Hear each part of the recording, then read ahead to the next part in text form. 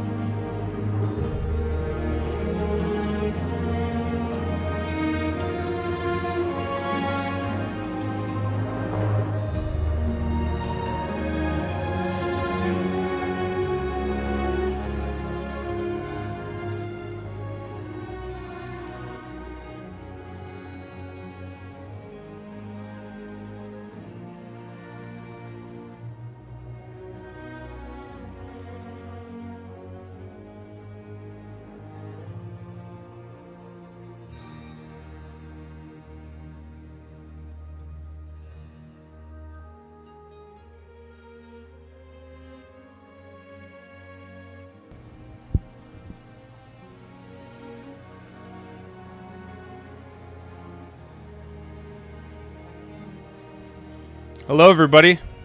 Welcome to the first episode of the new campaign, The Rise of Tiamat.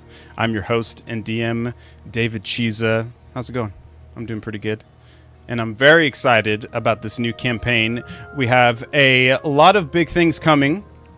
And as you know, we usually start things off with a recap of the last session. But there is no recap today, just an update on the world. The year is 1185 AE, or after emergence, and the realm of Terrania stands united under the wise and prosperous rule of Queen Ronin Greymoon, King Luca Titanstone, and Prince Alfeo Titanstone. From her magnificent throne in the capital Moon City of Greymoon, she has brought an era of unparalleled peace and prosperity to the lands. Queen Ronin Greymoon, a monarch renowned for her just and fair governance, has appointed kings and queens to the various continents of Terrania, ensuring that her influence and the realm's prosperity reach every corner of the world. These rulers, chosen for their wisdom and loyalty, govern their respective domains with the same vision and dedication as their queen, creating a harmonious and cooperative network of leadership. For the first time in centuries, Terrania enjoys a state of tranquility. The drums of war have fallen silent, and no conflict mars the peace that blankets the lands. The citizens of Terrania thrive, engaging in commerce, art, and scholarship, fostering a golden age of cultural and economic growth. Trade routes are bustling with activity, marketplaces overflow with exotic goods, and universities teem with scholars and wizards pushing the boundaries of knowledge. The royal court in the capital is a beacon of diplomacy and celebration, where representatives from all continents gather to discuss matters of state, forge alliances, and share in the kingdom's bounty. Festivals and grand events are held regularly, showcasing the diverse cultures and traditions that flourish under Queen Ronin's rule. However, even in this time of peace, shadows linger at the edges of the realm. Whispers of the dragon's cult resurgence have reached the ears of the vigilant. This ancient and violent organization, long thought to be diminished, is stirring once more, its agents weaving through the fabric of society. Their dark ambition is to summon Tiamat, the five-headed dragon goddess, into the world to bring about an age of tyranny and chaos. The Queen's spies and scouts have reported unusual activities, secret gatherings in remote locations, thefts of powerful magical artifacts, and sightings of dragon-like creatures where none should be.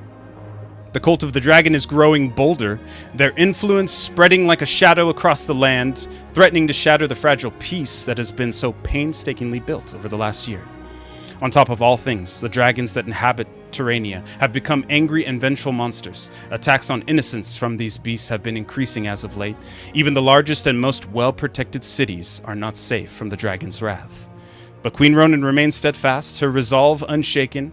She has discreetly called upon heroes and adventurers to investigate these disturbances, to root out the cult's agents, and to thwart their dark designs. The balance of peace and the future of Terrania now hang in the balance, relying on the courage and strength of those willing to stand against the encroaching darkness. In this era of both unparalleled unity and lurking danger, the realm looks to the future with a mixture of hope and vigilance. The people of Terrania, from the grandest nobles to the humblest farmers, are prepared to defend their peace against any threat, united under the banner of their queen. Thus, you find yourselves in this prosperous yet perilous age, adventurers in a ripe world with possibilities and fraught with hidden dangers. Your journeys and quests will be shaped by both the light of peace and the shadows of conspiracy, as you navigate the complexities of a land on the brink of upheaval. Find out what happens on tonight's episode, The Rise of Tiamat.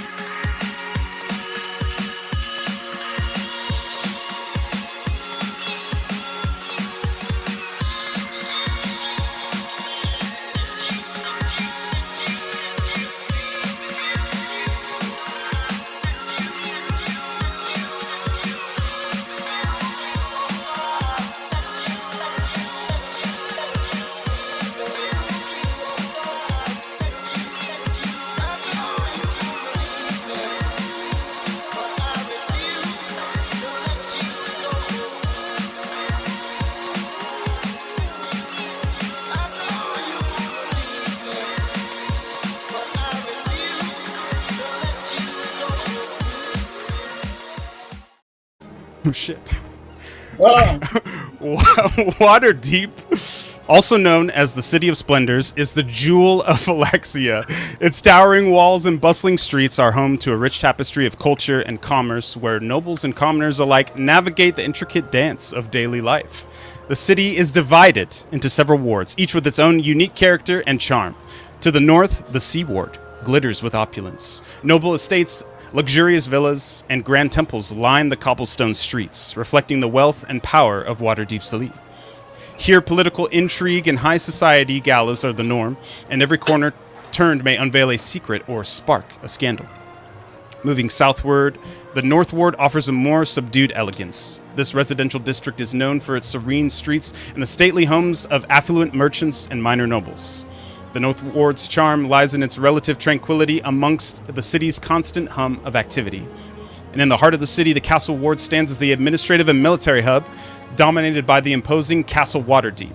This ward also houses the city's bustling markets, guild halls, and the renowned Blackstaff Tower, home to Waterdeep's Archmage. Here, commerce and governance intermingle, and the pulse of the city beats strongest. The Trades Ward to the southeast is the lifeblood of Waterdeep's economy, a chaotic, vibrant expanse of shops, forges, and taverns. It is a haven for artisans, traders, and adventurers alike. The air is thick with the sounds of haggling, the clang of metal on metal, and the aroma of exotic spices. Waterdeep's magic extends even below the streets. The infamous Undermountain, a vast and perilous dungeon, sprawls beneath the city, tempting adventurers with its promise of untold treasures and lurking horrors. Entry points to the subterranean labyrinth are scattered throughout the city, veiled in mystery and guarded by powerful spells. Southward lies the Dock Ward. The rough and tumble heart of Waterdeep's maritime trade, this gritty, bustling area is filled with sailors, dockworkers, and merchants from every corner of Terrania. The smell of salt and fish mingles with the calls of seabirds and the creaking of wooden ships.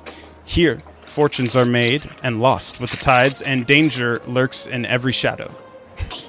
The streets teem with people from all walks of life, merchants hawking wares, street performers dazzling passerby, and adventurers clad in armor, seeking their next quest.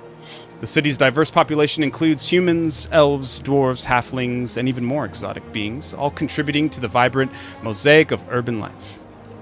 Welcome to Waterdeep, where every alleyway whispers secrets, every market stall hides a story, and every citizen harbors a dream. Here, the paths to glory, fortune, and adventure are as numerous and winding as the city streets themselves.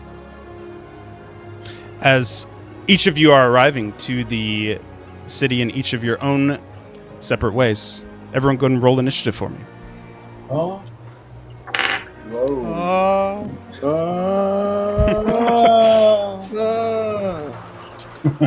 21. Whoa! Oh, come on. 16. 9. 9. 9. No. Hey. You guys got to roll off. Oh. That's a roll off, baby. Hell yeah. 10. 10. No fucking Are way. you serious? Yeah. Wow. Holy shit. Okay. All right, go again. Let's do it again. Roll again. What the Fucking fuck? hell. 11. I'm not even making this up. 22. 22. Okay. Oh, shit. They did it. Okay. Flundeldorf, how are you arriving to the city of Waterdeep? What have you been up to? What do you look like? You know, I mean, Dorf, he spent a good amount of time with his family. He reconnected with his dad. You know, he really valued the energy change that seemed to come from this good conversation with his dad, and he decided that maybe it would have been a good idea to take up on some of the family business, and so he actually did start working for the Porcelain Prince, and he. You know, he really reconnected with them, and he learned a lot, and kind of was just living a bit of an ordinary life for a little bit. Gained a lot of understanding of how to speak to people and how to negotiate with people in ways that I think he struggled with before. Not that he's any less dwarf than ever, because he can't help himself. But he at least feels as though he knows how to sell things a little bit more than he did before.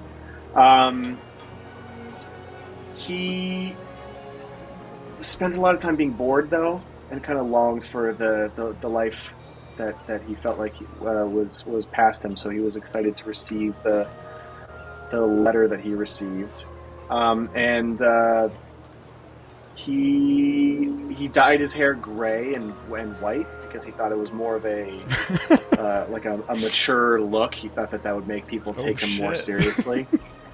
Okay. So that's definitely different. He's still wearing Hell the blinking yeah. boots with the little jingly things at the end. But now he's wearing like a big, almost like proper long brown suit with but it still has the two like pointy things at the back, like a conductor would have for some reason. Yeah. And and he rolls up. He swam. He just swam there. You swam. Waterdeep? Yeah. Okay. You just pull yourself right out of the dock as you just take a couple. There's a bunch of ways you can get up. So you find a nice little rope ladder that you can climb up, and you just pull yourself onto the dock. And when people see this happen, nobody bats an eye. Just another day at the docks at Waterdeep. Okay. Good. But you do notice familiar, first a smell, as the scent hits your nostrils. Mork, how are you arriving to Waterdeep? What have you been up to the past year? And what do you look like? Well, I swam too, but we'll get, Yours at least makes more sense. we'll get into that in a second. I'm arriving right behind Dwarf. I spent the last year down on a more just the tropical island, kind of fishing and taking random jobs, trying to sort of find myself. We're still kind of kids, right? Like it's we're kind of figuring things out. So a young shark folk with pretty good dexterity. I wanted to kind of try some different things out. See if I could find any jobs, anything that would kind of stick, but nothing really stuck. I sort of just hung out on the beach and drank and ate too much, and I've kind of just been missing everybody and missing having some purpose. So I jumped in the water, just started swimming, and I was sensing something. I was kind of going back to where we our original home, and I sensed a human swimming in the water. Not a normal thing. It was kind of just out in the middle of the ocean, and it was Dorf. I could see him. He was kind of like swimming around. I think like diving underwater and trying to like breaststroke for a little bit, and then he'd run out of breath really quick and come back up to the top. And he was wearing a suit, which was confusing.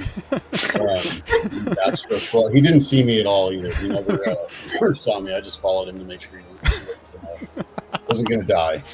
And I'm right behind him as he's coming out of the dock. I'm going to give him a few minutes to kind of Catch his breath. get his composure and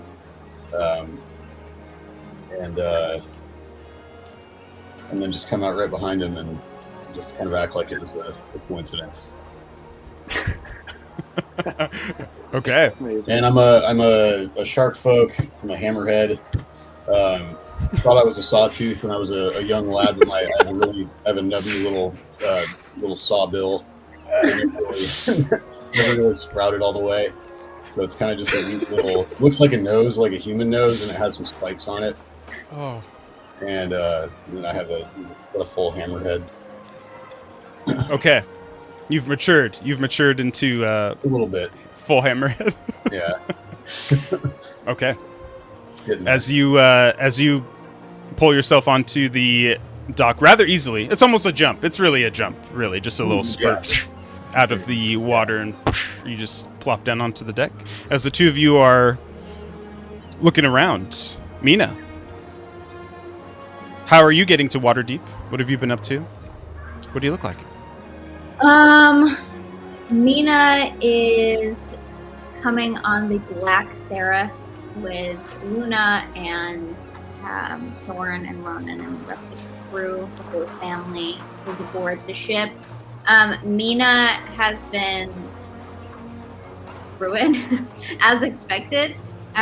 She went to Avernus to get her lover back, to which she did, but we've spent a lot of our time not really handling any emotions, so I think she's just kind of been putting off all of the feelings that she's felt and is kind of just trying to, head down forward to feelings. So she's still her usual, like, super awkward and, like, depressed little teen self, but I think with a little bit more meaning and purpose. And she cut her hair. She's got a really short, just like bob now, and got her entire ear pierced, which is a cool thing that she did. She's not really sure why she did it, but she did it. And she kind of ditched her usual, like, striped shirt and, like, shorts situation. She's got, like, black pants and this, like, purple jacket that Luna bought her for her birthday. And I think they're just showing up on the Black Seraph, pulling up to the squad. She's ready to see everybody. She misses this crew. Okay. As the Black Seraph begins to dock at one of the longer, more large docks in the dock ward, a lot of attention is given to the Black Seraph as the Infernal Iron begins to shift and just kind of settle into place as the anchors drop. Big splashes. And a few children come running out of some of the stalls to look at the legendary Black Seraph. Asher, how are you getting to Waterdeep? What have you been up to, and what do you look like? So I'm getting to Waterdeep by boat. I'll get to that, but that's the first question you asked. What I've been up to is just training to be the best servant I can be to Loth, and just really putting in the work and getting really cool. Trying to look as cool as possible. That's the Yeah. whole goal, Mhm. right? So like Mhm. I've acquired this cape, and it kind of has like this crazy like spider head to it, and it's just spiders all day. And like iron, like spider forged like range armor. Ooh. That's pretty. I'm just adding that for flavor. Same AC, and there's nothing new there. Flavor it. Flavor it. Flavor it. It's all flavor, baby. All MSG. And I'm just getting there by boat, and the boat kind of it's like a kind of an unassuming boat. And then I just kind of come down from the mast on like spider string web. I don't know. Ooh. Feather Yeah, you could say web. You could say web. web. Yeah, you could say spider web. Yeah. And then as I dock, a bunch of spiders come down and catch me, and they carry me to. Oh. Oh shit! You're not even walking. No. Holy shit! Okay, dude. People are fucking terrified when they see a bunch of spiders drop you down. However, after a few seconds of the horrified people, more people are watching because word of the Arachnomancers has spread like crazy throughout Terrania. You actually see more kids start to run up towards you as well, as you hear little shouts, "Champion! Champion!" as the kids kind of try to dance around these spiders as they move and walk you over to the main area of the dock. All of you are gathered in the same area for the first time in a very long time, as all of you see each other. As you think to greet each other, a sudden shift in the wind occurs. You feel a drop in the air pressure, as if there was about to be a big storm, an earthquake, or some other sort of natural phenomenon happen. The environment around you gets quiet as everyone else is hearing and feeling this kind of low sound. It sounds really far in the distance. You can't quite make it out. But everyone just kind of stops, looks around for a second. And then you start to feel that pressure just kind of lift. And the sound dissipates. And everybody goes back to normal. You all see each other for the first time. What would you all like to do? Hey, Hey. Hi. what's good? Hey, You're just friends. gonna run and hug. Yeah, run and hug. I'm still Slow soaking motion. wet from head to toe. Yeah. Oh, I'm scared of the spiders that are carrying Asher. So I'm gonna wait until I'm like, Wait till Hey. Oh no! If we're doing a slow motion running hug, I will get Yeah. off the spiders. Yeah. Okay, nice. throw you. Let's do a slow-mo run and hug. Yeah.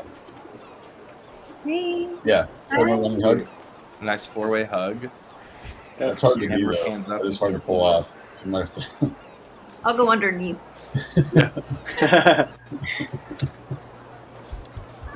So What's up? what's going on? Hey, Dwarf, why you all wet? Oh, I swam. I swam here. I figured, gets the blood flowing, get some Really long. exercise. How long did that take? It was, yeah. It took 60 days. Wow, you're so lean. Yeah, I challenge. learned to fall asleep facing up and just floating in the water so that I could regain some energy. But yeah, I almost drowned, but worth it. What did you eat? I ate just a lot of water and fish. They're just, I wait for a fish to come by and Yeah, like Yeah, a dead one. Did you notice any like dead ones that would just float up in front of you, or Or just slide down. yeah, I did. It seemed like dead ones would just float in front of me, like as if there was some like strange creature watching over me. I don't really know what it was though. it's A just god the sea, or man. That's just the sea. It happens. it's just the sea. I'm glad you made the Oh. swim though. You look great, by the way. Abs. I'm sure you got some.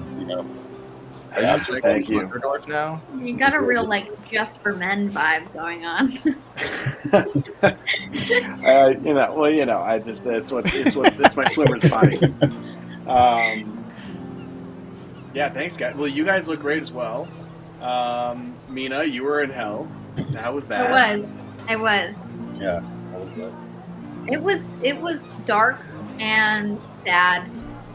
But I mean Luna's fine now, I think. For now. Okay. It's fine. For now.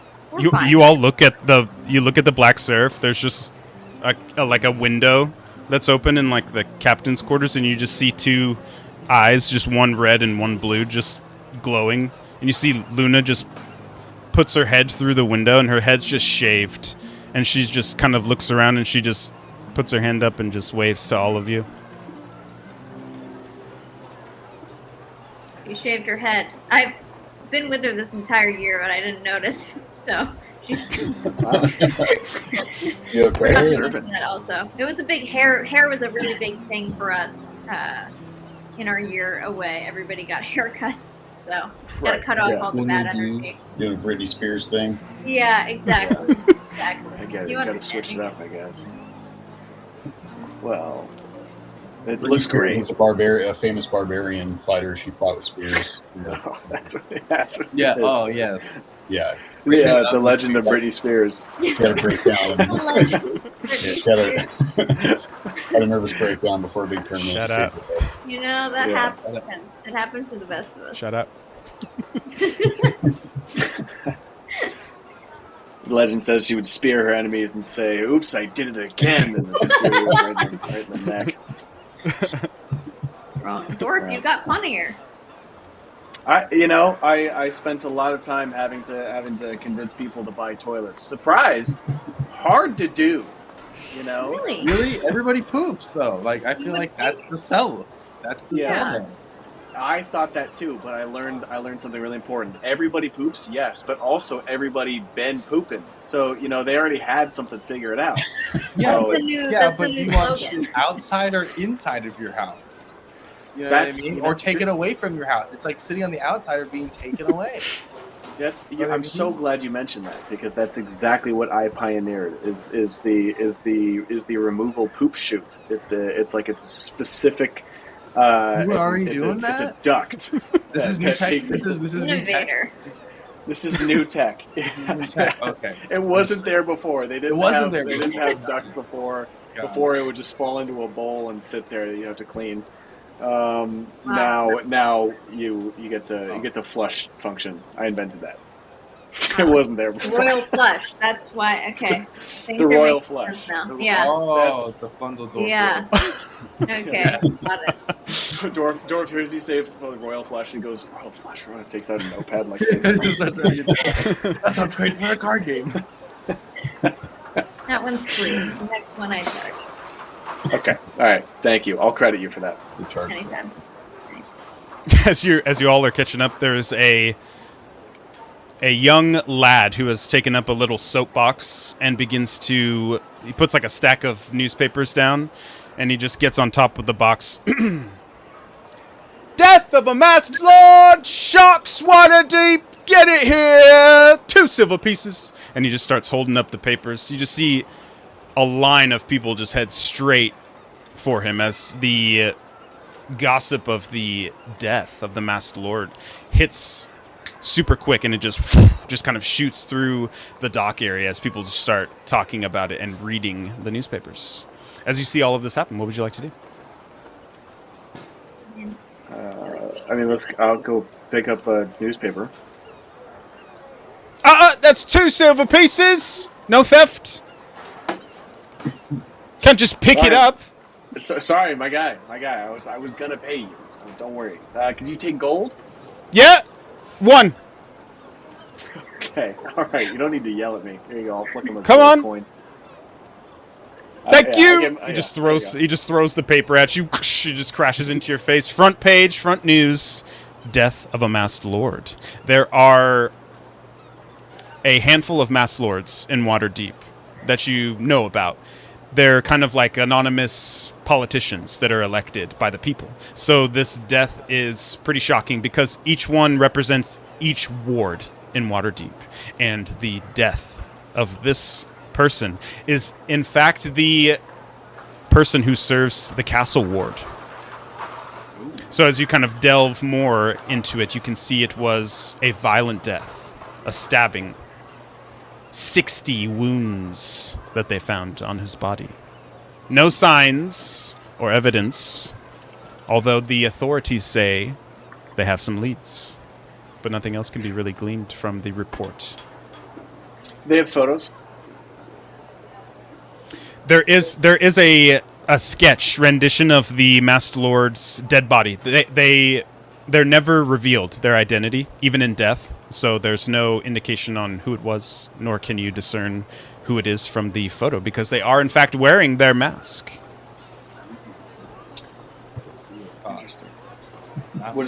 Is there anything distinctive about the mask? It's just kind of like a masquerade mask, just meant to disguise. Sexual thing. Okay, thanks.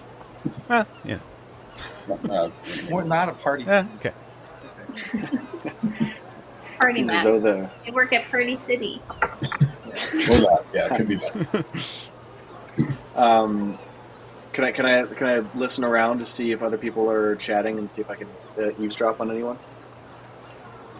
See if they have Yeah. any interesting. Go and make a perception check. The first skill check of the campaign goes to Dorf.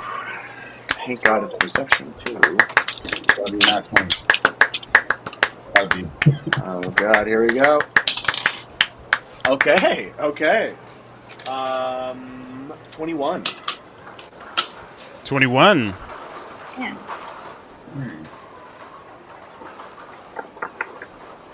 Okay. Okay. as you are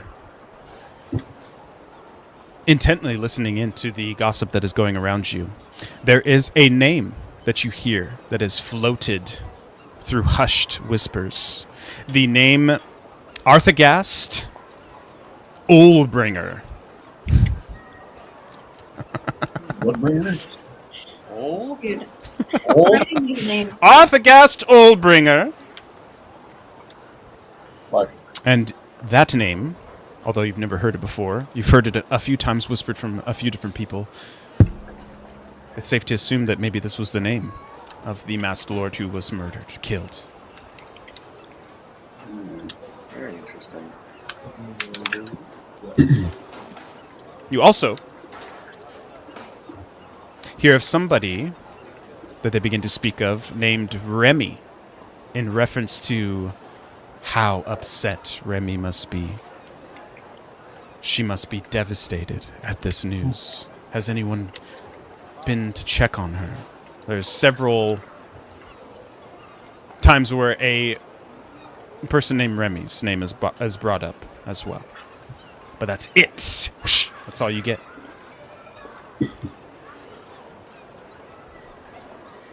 All right, sick. I'm happy. Load up the mystery machine and go solve this. Have a little peep let's go solve this mystery. Well, we are of people's here, problems. right, for a reason. Yeah, we are here for a purpose. We're here for a very important council. Oh yeah, we gotta. Oh, Yeah. yeah. Is You that- are. We have It no is. clue. You've arrived here at Waterdeep at 11 a.m. The council takes place at 7 p.m. So you have time to No. do anything That's it. you want That's to the time. until then. As you're all saying that the ducks kind of formulating the plan. Once again, you feel that drop in pressure as a low hum just kind of just echoes. It doesn't just echo, it sounds like it's traveling. Like you hear it from a distance and then it passes over you. And you just see just barely like a little shift of the buildings. You feel like a little shift on your clothes as the breeze moves as it passes over the ships, and the water just kind of rocks. I don't like that. Can I go to the paper boy and say to him, "Hey, if you answer some questions, I'll give you a gold piece for each one. I'm all cleaned out. I ain't got no more. I'm sorry. 10 gold pieces. Ain't got any more. Just for more questions. paper? Just no, for answering questions. Oh. For 10 gold pieces? Well, now it's one. Then no. Five. Five. All you gotta do is answer a question, my boy. For 10 gold pieces? All right, 10 gold pieces. Look, you drive a This will hard change car. my life. This will change my life. You're a good sales. If I know one thing about sales, you're a good salesman, kid. What? And I'll flick him 10 gold pieces. Oh. What the? Yeah. What is going on with the weird fluctuations and everything? Why do I keep hearing a weird hum, and then everything looks weird for a second? If this is what you're paying me for, then I'm going to disappoint because I don't know. But we've been hearing it for a few weeks, a few months. I can't remember. It's been a while. We're kind of used to it. This is the first time that you're hearing it? Yeah, pretty much. Well, I've been Where here for are you like from? 5 minutes. I'm from Kalaman. Oh. You couldn't hear it over in Kalaman. No, this is not normal. Ooh, You interesting. should be concerned. I'm scared. Yeah, usually 95% of the time, and the sound coming above my head makes it 96. So yeah, I'm pretty scared. But I can't really answer that question. I can answer another question. I feel bad Okay. now. No, that's fine. I have more questions. Who is Remy? Remy. A lot of names, a lot of people in Waterdeep. You got to be a little more specific. You got to Castle Ward? Remy? That does nothing for you? Castle Ward Remy.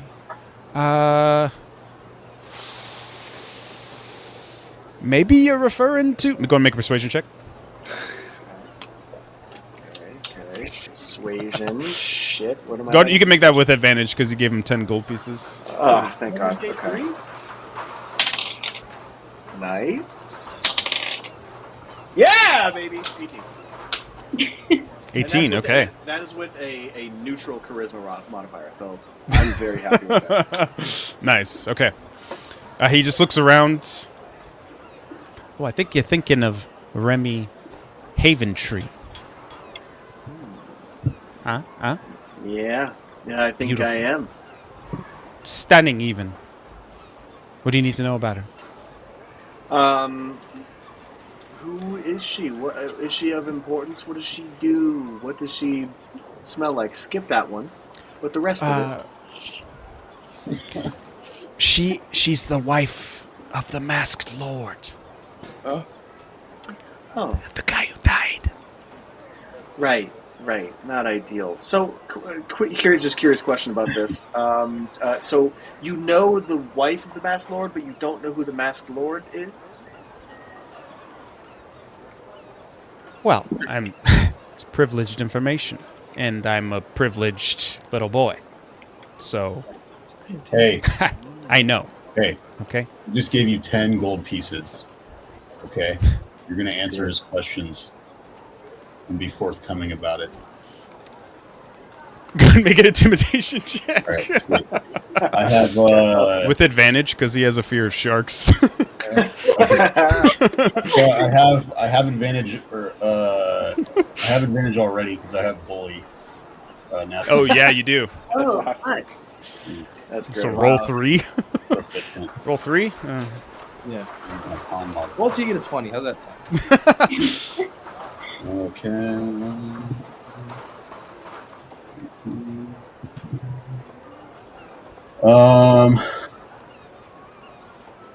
22. It's my best. 22.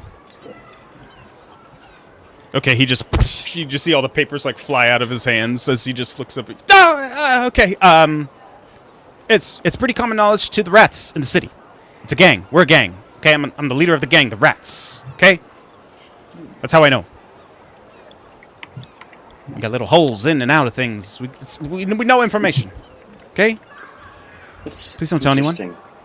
I promise you that we will never tell anyone, and we will always be here to aid and assist you. And if there's anything that we could do to help you, you just let us know. My name is Flundeldorf. Flundeldorf. Okay. Flundeldorf McGruber. I'm Grum. Grum. What a lovely name. Thank you. What Thanks. a lovely name for such a handsome, appreciate that. vulnerable boy. It's just. All right. Well, I'm usually here at my stoop between daylight hours, so if you need any information, I'll be here. And Okay. actually, if you ever see this symbol, you just pops this collar, and on the inside, you just see this outline of this rat just stitched in red. If you see a rat in the collar, just one of us. Nice. Thanks, Grum. Anything else I can do for you? I got a business run here. You know what I'm saying? I think that's all I want from you, Grum. Thank you for your pleasant conversation and hospitality. We are now friends for now. We are. I appreciate that. You are a friend of mine. Now take a couple steps back. Back up! Get back! Death of a Masked Lord! Get your papers here! As he just goes back into an accent. You just see more people just starting to come up and buy more of the papers as he gives you a little wink. What would you all like to do? Great question. I mean, are we gonna explore, or are we gonna pursue this? There's so much to explore. Yeah, this is fucking Water lame. deep We is can easy. explore and look for Remy Wolf at the same time, and then Remy Wolf. yeah, I Remy was Wolf. thinking is about here. Remy Wolf.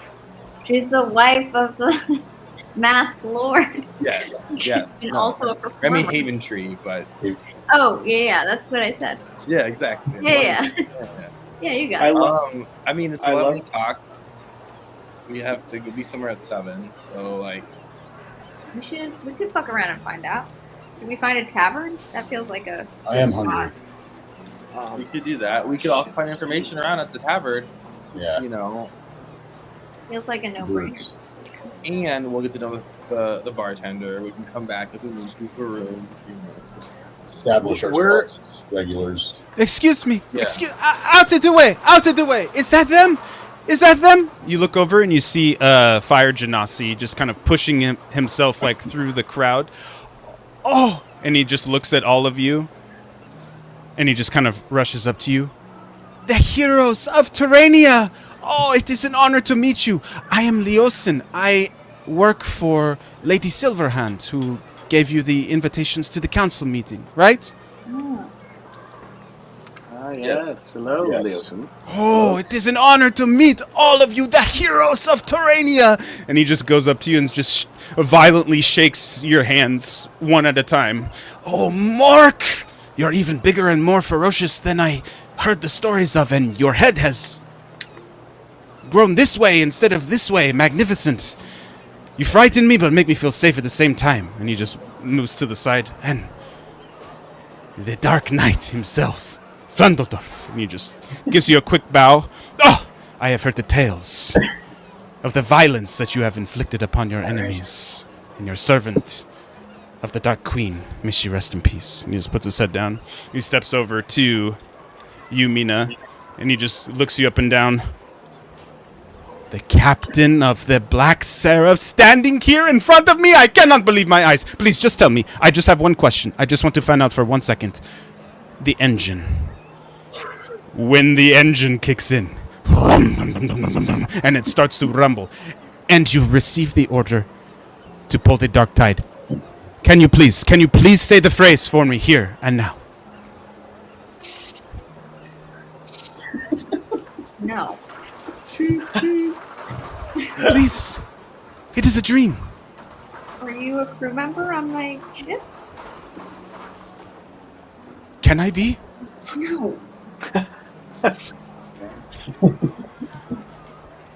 He just steps over to Asher. Champion, I'm going to maintain my composure. But let me just say, I have a picture of you on my wall. I hope one day to aspire to be a champion for my own people that I serve. Your work is legendary, and the Arachnomancers have helped me already more than one occasion. So for that, I just must say, thank you. Just gives you a quick bow, and he steps back. Just Can kind I try of to put a looks. spider on him. Yes. You don't need to try. As he sees you pulling one out, he just goes, "Oh yes!" And he just puts his hand out. Please, can I? I say, close your eyes. Close your eyes. Up, I up. pretend to do it. I actually don't do it. What kind of spider? What does it look like? Oh, it's a fake spider now because I don't want him to have it. He wanted it too early. Okay, he just I put, he I just put a fake spider up there. I put like a wind-up spider on. okay. He just opens his eyes as he feels it begin to crawl. Oh, a funny joke. That's funny. And he just takes it off his hand and puts it in his pocket. He just takes a few steps back. Oh, heroes. I am to escort you to any places that you might need. If you need to go to the castle ward now, if you need to hit any shops, any inns, I can take you anywhere you need to go, or you can just tell me to fuck off and I'll see you later tonight. Your choice. Ooh, how about you come? How about you have to get us an hour before it starts? You have to come. Yes. I could fetch you 1 hour before. Yeah, but don't leave right now. We may need you, but like that's like maybe we could do that. Maybe we could add that as a third option. You know. Yeah, like don't hang out too close. Yeah, just like. But also don't leave. You You want like, me? yeah, you like the timekeeper. You want me to be like a secret security? No, Exactly. Yeah. don't say security. You're not protecting us. But Right. but you're helping us. But you're like you can see us, but we can't see you or hear you. Yes. Yes. And you're like keeping an eye out Yes. for weird stuff going on, but don't come over to us unless anything bad is about to happen. Sounds good. We should have a secret signal in case you need me to rush over to you and help you in some sort of way. Maybe like a butterfly. Like one Well, of how those. about we clap at a rhythm? Is that the butterfly? I decided it is. Are you questioning? It's a, Are you is questioning? that no? No. I just want to know what the symbol is. I thought the butterfly would be more spread. This one was kind That's of close. hard. That's more. Are you questioning Amina's butterfly? Let's take a step back. I have put my foot in my mouth. I apologize. I did not mean to question. You tell me what the symbol is, and I will do just that. And I will disappear. It's a butterfly. But you The have symbol- To do the symbol is the a symbol is a butterfly. The sound is a bird call. It is a caca? It is a caca cow? Yeah.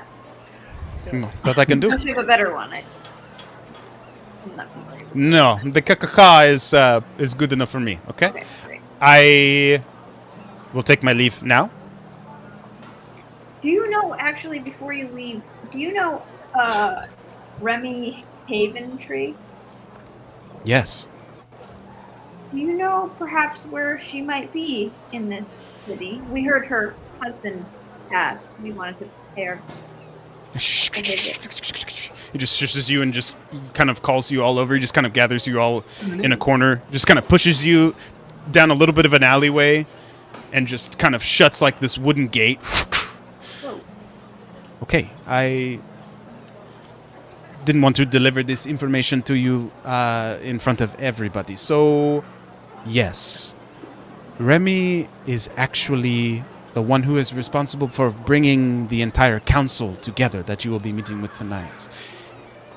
The death of her husband took place not last night, like the papers say, but 2 weeks ago. In that time since, Remy has been on the trail trying to find who is responsible, and she has found some promising leads.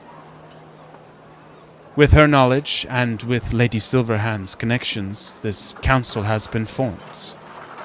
I do not know where she is currently, but she will be at the council tonight. Okay, great. That's good to know, I guess. So we're scot-free until our meeting. So, Yes. Okay, great. Any points of interest you think that we should explore? This is our first time here, you know. What are you looking for? I assure you, there is a shop for every single thing you need in Waterdeep. Every single thing. Yes, I can see that. I'm seeing the map here. I'm going to be honest. I don't know what I'm looking for this is the beginning of the campaign.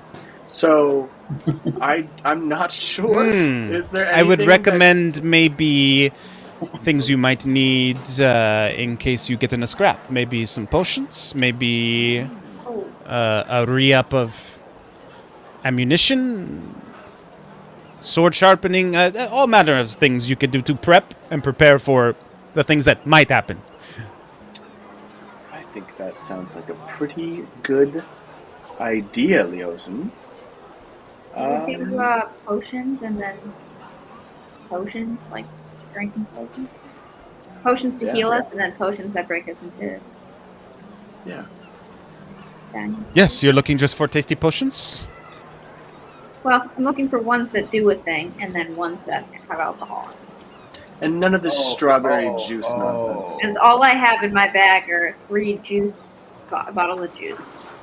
A fucking Welch's hat, and I need actual potions. And this Nature Valley bar, and it's all crushed. Yeah, exactly. The crunchy bits on the Can't even bottom. open it. Yes, I would say you will want to visit Aurora's Whole Realms shop. She has all manner sorts of things. potions for a good price, some magical items, and an ever-rotating shelf of goodies. You could tell her Leosin sent you, get maybe like 5% off, maybe 10. I've been pretty good to her lately. Leosha? What's your name? Where are we? You can just call me Leo. right now? Leo. Tired. The Where shop are we is right only now? 5 minutes away. Oh, great. Are we at this? Are we towards the south gate? Is that where we are? Or no, we're coming up on the dock You somewhere, right? are Oh. Right there. right on Dock Street. Okay.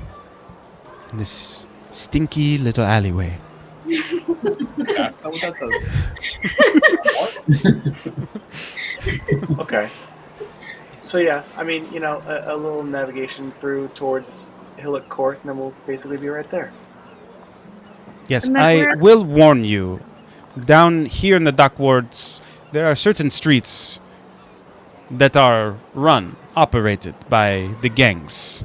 If you find yourself walking down some of the streets, because, to be honest, they are ever shifting and changing with territories, just show them this. And he gives each one of you a coin, and on the coin is the symbol of Waterdeep, and on the backside of the coin is the king's stamp. If you flash this to any of the gangs trying to hustle you or give you shit because they know you are tourists, show them this and they will shut up immediately and cease all actions against you. Very good to know. Thank you. And then the closest tavern is where? The closest tavern is right here. It's Oh. called Oh. Booms. Sorry. What? Sorry, what now? It's called Booms. Booms? Booms. Yes. Brooms? B-O-O-M. Booms. Boom. Booms. Booms. Booms. They make moonshine, and it is so delicious. But it tastes like salt water. It's questionable, but it gets you drunk. If you're looking for something more upscale, of course there is something for everybody. I mean, just tell me what you fucking want, and I'll give you the directions to the exact place. Do you How just is regular old how's- tavern? Yeah. A regular tavern, no frills, I mean, no what is- fancies. What is Saloon Smile? How about that place? It's like a fucking nightmare is what it sounds like. Yeah, That's why I they picked it. really- It sounds kinda mechanical weird. bowling. I would stay away from Saloon Smile for a multitude of reasons. If you're looking for just a standard run-of-the-mill tavern with some entertainment, I'd go to the Bloody Fist. It's a good place to get the best ales in Waterdeep, and there is a fight pit in the middle for entertainment. Volunteers only, and prizes for the winners. No slaves here. Nothing Waterdeep. Things they don't have, Interesting. but alright. Yeah, slave Yeah. priest. Weird- It needs to be said. It weird needs to be said. clarification. It needs to be said.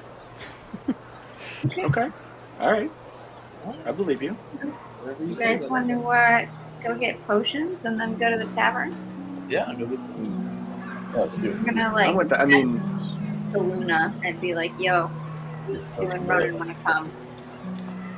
Well, it's more of a option for Ronan, not so much an option for Luna. But that we're just letting them know we're going to the potion shop. Tavern. Okay, yeah, Luna just pokes her head out of the window again and just... Let's go. Let's go. all right. 2 feet on the beach. 2 feet on the beach. Jesus Go and make a Christ. persuasion check. Okay, well, this will be just fine. 25. 25. I rolled a 17. All right, you just, just see Luna just hangs her head. It disappears back into the room for a second, and then you just see the door like swing open, and you just see Luna's head like kind of bobbing as she walks across the ship deck, and she just finally starts to walk down the ramp towards all of you, and she just kind of slowly walks up to you. She looks fucking uncomfortable as she's like kind of like jumpy at like certain sounds, and she's just kind of looking at people. But she makes it up to all of you and just stands there, looks at Leosin. Leosin just... Say nothing. Say nothing. Don't say anything. Close it. Zip it. Zip it. He just bows. He just bows. He just like falls to his hands and knees real quick, and he just bows very quickly and then just stands back up. You're not worried? Okay, we'll see you an hour before 6 o'clock. Find us at 6 o'clock. 6 o'clock. I watch. I am the eagle flying overhead. And he just heads through the wooden gate as it closes. Leosin disappears. I'm gonna take What would you all like to do? and just be like, "You'll be fine. Just don't go anywhere. And if you get freaked out, just let us know and keep an eye. It'll be okay." I think Dorf is not going to quite read this social cue very well, and then just interrupt by being like, "Luna! Oh my God! Oh, it's been so long. I haven't seen you!" And like give her a big hug, and then like just grab her head and shake her head, be like, "Ah, you're back! Holy Easy, fuck, easy. you're back! Oh man! Hi. How the hell? You were dead." Hi, Dorf. Hi. Hi. It was hot. Yeah, that's what I hear. Especially this time of year. Am I right? Am I? Yeah. Yeah. What's up with you? Yeah, just chilling. Learned a lot about toilets and shit. That's pretty much it. Now we're here being summoned. I don't know what the fuck that's about. This town's pretty big. Kind of crazy, huh? Are you excited? I am so excited. Yeah. You seem thrilled. You seem Yeah. very thrilled right now. I'm gonna lean over to Dorf and be like, "She gets really freaked out about cities and everything now. Gotcha. But she's tough." Gotcha. Do we want to maybe get a drink first? I mean, we're already right by the tavern, you know? Yeah, but it tastes, Maybe. tastes like salt water. No. Plus, that's all you drank, Dwarf, for like 60 days, trying to get... You know, it is an acquired taste. It's like coffee or fentanyl. You know, you just get used to it. What? Sorry. I don't know if the second one... There's one I had that's still underneath. I had a it. dark history. We don't have to get into that. Okay. You think you You know told your toilets, words. Dwarf. You acted like you on Wall Street. So Like, stop making tons of money. Don't ask me to sell you this pen because I will sell you this Please pen. don't sell me anything. I'll refuse it immediately. Okay. All right, fine. I'm sure you wouldn't love to draw beautiful little caricatures for all of your spiders that would make them love you and cherish you forever. You would hate to do that, of course. They already love and cherish me forever, so... Right. They would never love and appreciate the gesture that you would do to show your love back to them. Because you're a loving guy. You're a loving guy, Ash. I aren't you? don't have a big enough fridge for all of my spiders to get in painting. Oh, whatever, it's fine. I don't need even to have say. a pen. Fine. Oh, you're trying to get to the pen? I don't know. I was because I thought you could draw. You know, it's You thought. it's what we're getting lost in the we're getting lost in the bit. Let's go. I'm gonna pull one of the pens out of my notebooks and just hand it to Dorf. Be like, "Not now. Now's not the time. For later. All right, Practice." Alright. Okay. take that. I'm gonna keep it in my inventory. Stop encouraging him. Sorry. Do you want a pen too? I have a few. Whoa! I don't want to slap it out of your hands. Come on. Right? I didn't want that one anyway. It's fine. Let's go get potions before I want to die.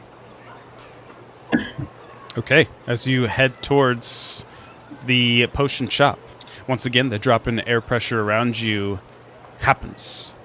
You feel as you're at the base of some stairs going up, and you just see this like little wave of dust just kind of hit you and roll down the stairs as you hear like a low hum again. It passes. And then after about 2 minutes, you're standing in front of Aurora's shop. There is a stained glass window that has a red potion bottle. And then on a wooden sign is Aurora's.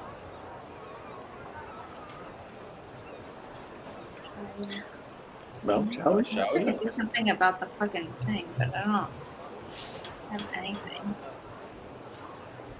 Can I make like a perception check to see if I think that like weird thing going over us is like dragon-like or magical of some sort? Yeah, you actually don't need to, because when you hear the sound of it, you feel Luna's hand just squeeze the shit out of your hand. When you turn to look at her, you see her ears are just like going crazy as it's hearing the sound. As that wave of dust that air just kind of hits her, she just kind of steps back for a little bit and she just looks around, but she doesn't say anything. I'm gonna like lean over and be like, "Hey, you heard that and like felt that too, right? Yeah. Do you know what it is? Is it dragon or something else?" I don't know what it is, but it feels like it's calling me. Okay. In a friendly way? You've been called by many things. So, calling you where? Calling you how? It feels like I'm being called home. Oh. Okay. And that's in the general vicinity, or Well, even here?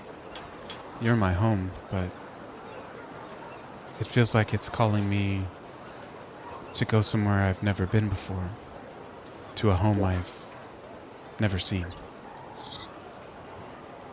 Okay. Thank you for telling me that. Let's get some potions, and then we're gonna figure out where that is. Maybe? You okay? You feel okay? Yeah, let's go inside. You're not lying to me, right? No. Okay. Just checking. Let's go inside. Let's go inside. I was just checking. Okay, you walk inside. There is a halfling, very dark brown skin, dark red hair, and she's got some big glasses on, and she is in the middle of mixing some different concoctions, and you see like scorch marks like on the little desk that she has, and her hair is just like pushed back, like she literally just got blasted with something. As she just kind of looks up, you see her eyes like focus in. Oh, hello. She just puts a few of the vials down, and then she just takes one arm and just scrapes it off the whole table onto the floor. What brings you in? Can I get you some potions? I take it you're Aurora, yes? Yes. Hello. Welcome to my shop. Hi. Hi. Do you have healing Hello. potions and or anything that's fun? What do you got? Well, I do have potions of all kinds. Everything from the common all the way up to legendary, which can run you very expensive. I also have some perfumes, some oils, maybe a couple vials of acid, if you're looking for something like that. Also, we have a plethora of alchemy ingredients if you're looking to ever make some potions on your own. potions to go. You said. It might be Zelda. Yes, I think it's about time that there's some sort of system involved that allows you to buy materials to craft your own potions. So that will be available here at the shop, in all shops, I'm sure. Oh.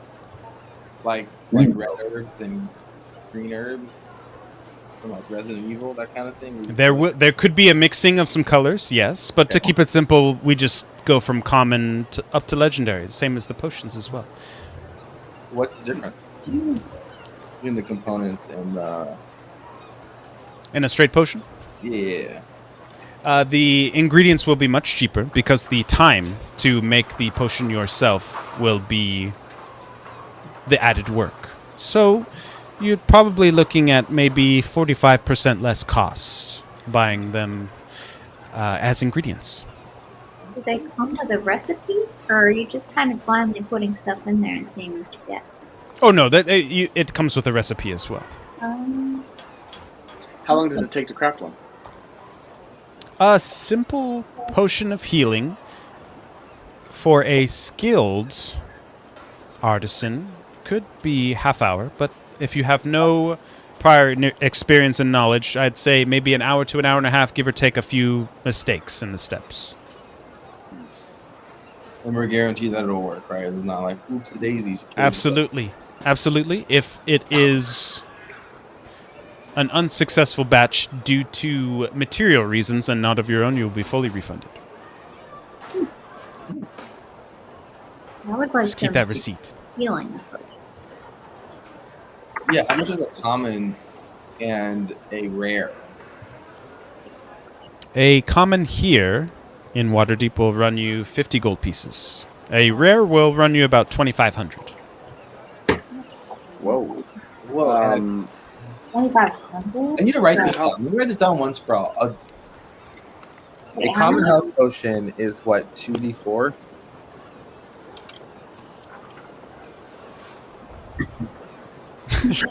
I always forget to I fucking do pull all my this goddamn list up. You motherfucker! Oh, my bad. I could have looked it up, but I want to. No. Yeah, 2d4 plus 2 for a common. Oh, All right. Okay. And then what is it for legendary? or like a rare one. A How much rare- is it? A rare one's already 2,500 gold pieces. A rare, a rare is Okay. 8d4 plus 8. Oh, Wow. yeah, I'm not gonna do that. That's a rare. I'm right. And then common rare. Is there is there uncommon or is it just rare? Common. There is uncommon as well. That'll be 4d4 plus 4. And that price here is. That is 250 gold pieces. Oh, I'm gonna buy a lot. Okay. I know you want to introduce that mechanic, but we don't have that. We never have hours on our time. I'm like thinking like, how could we make this? Or do we get our boy fired or not? Do we get like a laborer? you know what you can do Outsource. to work for A hire? laborer. Yeah. It is W9. Laborer. Dude, yeah, you could absolutely Yeah. do that. Just a thought. That's not a bad idea. You can absolutely always hire anybody for your party if you got the coin. Oh, we got the coin, baby. So, how much? Okay, so that's it raw. I mean, that's it for just the potion itself. How much is it? So you said a 40% decrease. I gotta do math. You're making me do math. For the materials, yeah. Yeah, you said 40%. So the alchemy ingredients for the common are just 5 silver pieces. Oh. That's very Oh, cheap. you guys, Ah. let's buy 100 common health potions. I mean, it's not a bad idea. Gold, at right? all. We could bulk the ingredients, get That's some what I'm health saying, potions let's- to help us, and then bulk the ingredients and cook them as we. We get As we go. hired, As and we we go. get skilled laborers to make them for us. Yeah. We could pay for Leosin to just do it. Give him a task. I hope It's I'm true. good with lawyers. I don't know because we need some now. Also, I mean, por qué no los dos? We do Hard- both. Yeah. I agree. well, because like I was gonna say, if it's possible, can I buy 10 common health potions and 4 uncommon? Can I do that? You got fucking On top of the ingredients as well. No, I just want to buy my potions right now, and then we can talk about ingredients. Okay. I Well- So, also to clarify, how many are in stock? How many potions are in stock? Yes, of common and uncommon types. 10 of each. Pointlessly. 10 of each, so I can't. Total. That's what you have. Okay. How about Yes. this? I'll buy you out of common health potions, and I'll divvy it up among solid. our crowd. Okay. So that's 100 Um, gold pieces, right? 500 gold pieces. I know. math. Yes, 500. All right. And then everybody gets 2. Then I'll get 4. How's that sound? All right. Wow. Um, Okay. I already had If you're 2, so now I have all 4. going to do that, I'll offer you this, and she just slides a card your way. The next time that you're in this shop, not this time, but the next time, if you ever come back, this will get you half off your whole order. Okay? Or- Nice. And then we Okay, should hell get yeah. some ingredients here. Yeah, I will buy all of your ingredients for. I would do uncommon. For uncommon health potions. How many Okay. does it make? I'm flush. I'm flush with cash for some reason. I don't know how. I forget. Yeah, I have so much money left over. Yeah, boy. That'll be 50 gold pieces for that. Yes. Oh. That's gonna break the bank. I mean- Okay. Yeah, I think I can do that. I'm stressed Yeah. out. Okay. And how many does that get me? That will be able to make you 50. Holy shit. Excellent. This is a lot of hours. We're gonna have to pay someone a lot of money to do this. Well, we can each make. How many can you make at a time? One at a time. Yeah. All Yeah, right. we just get a force of probably. Yeah, that's true. We hire the whole time. We can get Leo, and we can get that fucking little kid, Rum, Yeah, but they have to and his make a entire health fucking potion. gang. Let's enlist the kid's gang. We can, Fucking make us. but then it feels like we're kind of some kind of cartel. Are we not? Well, we could be. I don't see the problem with that. I don't know. We want to get into this. I want to. We run the Rats gang. That's what I'm saying. You know, Kings and queens of Who's the our own Rats. gang? we could start our own gang, but then who would we employ? Yeah, we could be a rival You can gang. absorb the other gang, kind of like Yakuza style. Mm. I like That's that. a pretty good Start idea. our own family. And we I like offer that a lot. a peace I kind offering. of like the Rats. Somebody- Though. I think that's cool. Oh, you Pretty say sick. we? So then, how do we? Are you saying we join as recruits and we take it from within? I don't know. I don't know what I'm Aurora's saying. just counting the gold. She's just like,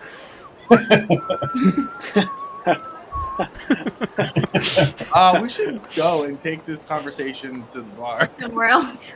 Yeah, we're just Somewhere kidding. It's Yeah. like grab all our stuff. conjecture. okay, And stuff. you head out of Aurora's back onto the streets. to the bloody fist. When we get outside, I immediately just go. You see across the way at a little cafe, you just see a newspaper just drop. And you see Leo. He's got a little top hat on, and he's got a fake beard that's been put in place, and he's got these super thick eyeglasses that make his eyes huge. As he just puts it down, he just looks up. He just steps up, takes a few pieces of gold, and puts it on the table, and puts the newspaper between his armpit. He just begins to walk, and then he just stands in front of you. Oh, fuck. I heard the signal, and I am now here. Yes, welcome. I'm giving you a very important task. It's very important for us legends, and you doing this will help us immensely. So please do this well for us. Okay. I'm going to give you 5 sets of raw ingredients for uncommon health potions. I need you to make these, and then bring them to us when they're done. Or I have a question, Leo, really quick. Is there Fae nearby? Is there a Fae area nearby? Ooh, most of the Fae areas have been stamped out and moved to the outer gate limits. You could possibly find 1 or 2, but I have no idea where they could be. Because the fairy boy could make them probably pretty well. That's why. Probably. You have a fairy boy? I have a fairy boy. The champion is so cool. It's a fairy boy. It's so cool. And then I just point to the tiny little crown on my head. Oh, that's right. Yeah, it's just this. It's like the size of a quarter. It's just this pure crystal crown. Okay, never mind, Leo. Never mind. Go. Okay. Make potions? All right. I am a skilled carpenter, so I think I could be able to make the potions fairly easily. Okay, excellent. Take these 5. These are 5 testing ones. If you can do this well, and make them quickly, then us legends will be very, very pleased and in debt to you, and we'll maybe even bring you more work, and maybe at some point you might be able to become one of us. So please do this well, but also don't lose track of us. You have to multitask. You still have to be watching us from the shadows and not speaking to us. Unless we speak to you, in which case you speak to us. Is there some sort of time that you need all these concocted by? I would say as soon as you can, within reason. Don't break your back over it. You know what I mean? Yeah, but we are gonna be hanging out at a tavern for X amount of hours, so Right. We're not gonna be going anywhere. If that's your concern. Okay. I have no concerns. Just a deadline is always good for an artist like myself. Nevertheless, I will be ever watchful still, and your potions will be finished before the council meeting. You have my word. Cool. If that's the case, take 5 more. You have 10 Well, let's now. see how he does, Dwarf. Let's see how he does. All right, fine. Take 10? 10 back. You have 5.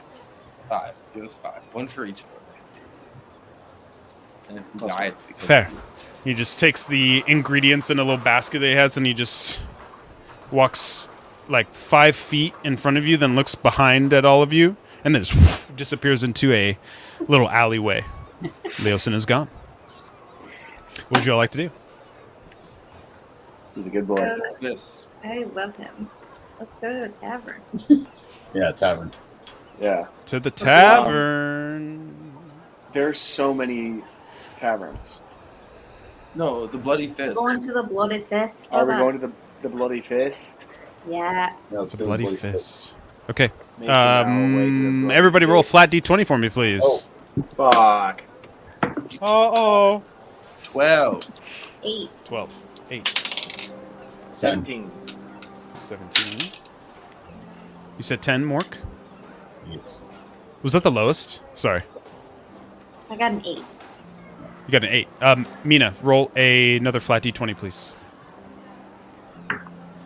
13. 13. Okay. As all of you begin to head towards the Bloody Fist, about 5 minutes into your walk, you come across a group of 2 noble politicians. They seem to be arguing about something, and it pertains to the Queen.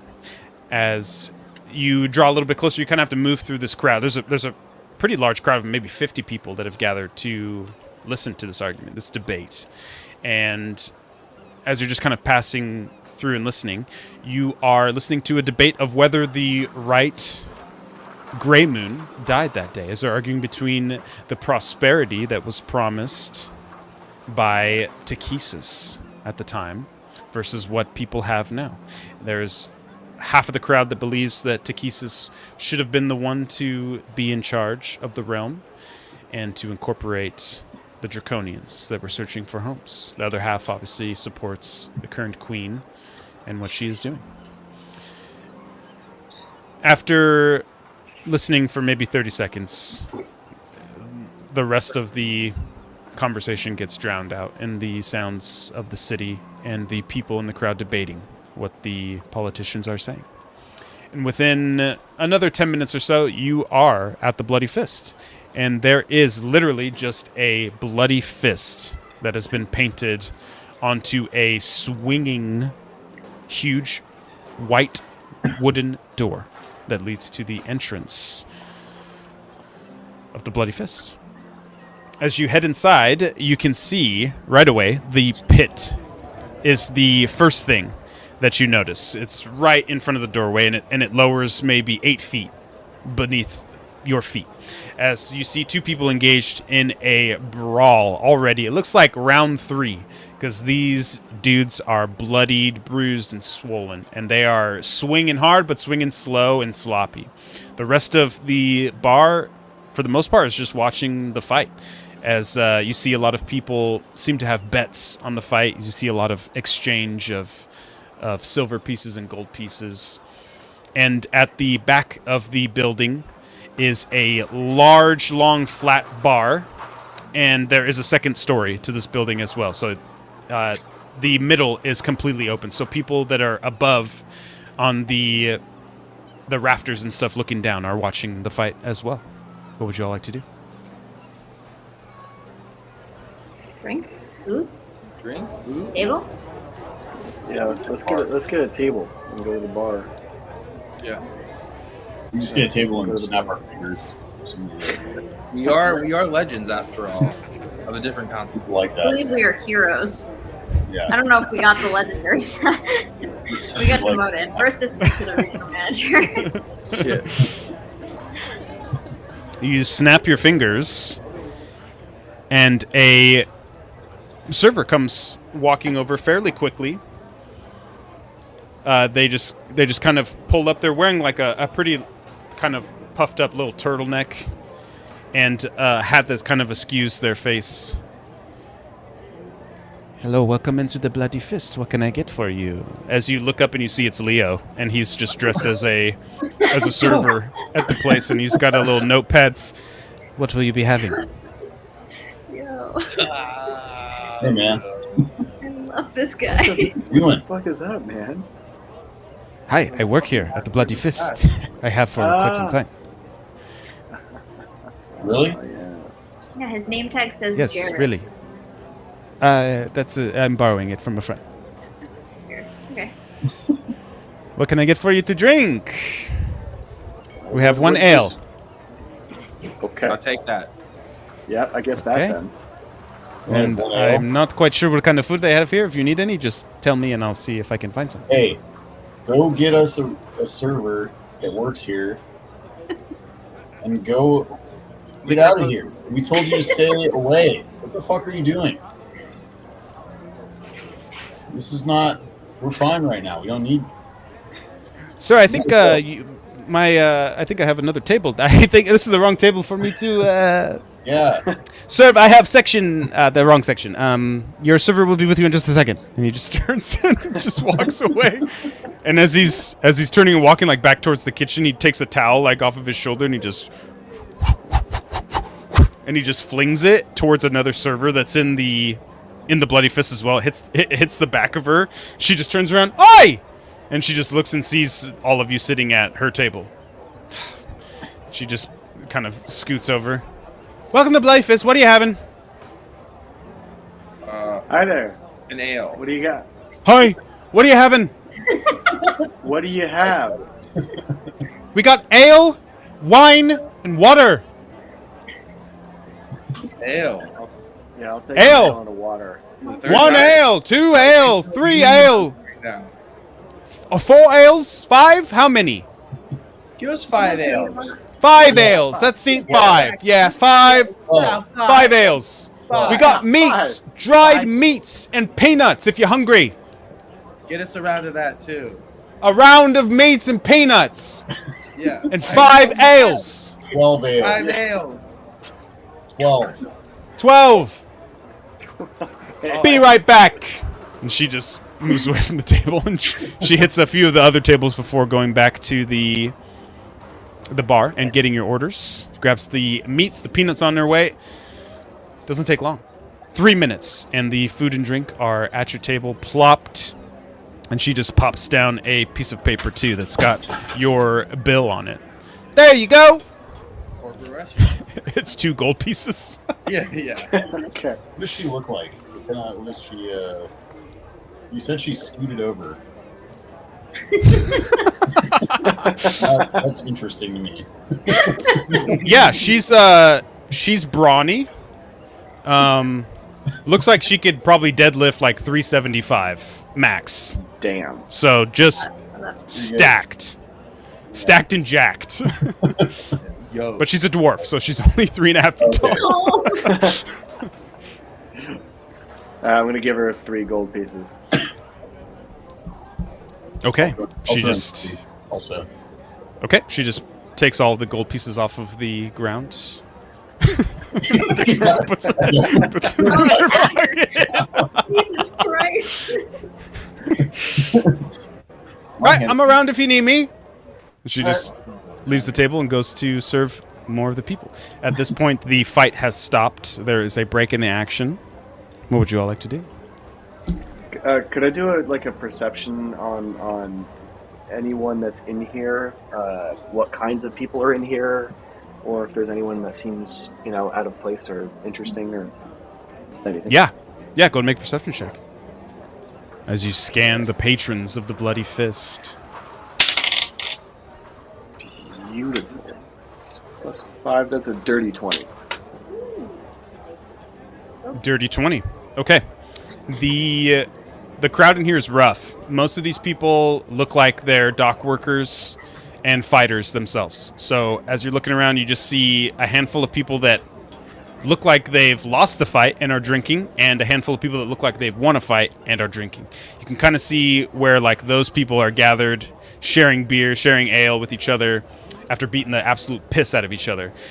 There's another area of the Bloody Fist where there's like a real anxious feeling, and this looks like where people are kind of staged before they get ready to fight. As you're looking, you see 2 more people getting queued up to go into the pit and fight. The rest of the people that you're looking around, like, you don't see any nobles. You're not seeing like any bright colored robes or anything. This is working class people, and it's a rough spot. So you're not seeing really anything other than that. What an interesting place. Can I listen in on any interesting conversations happening in the tavern? I would assume people are either talking in hushed tones or yelling their conversations across the bar.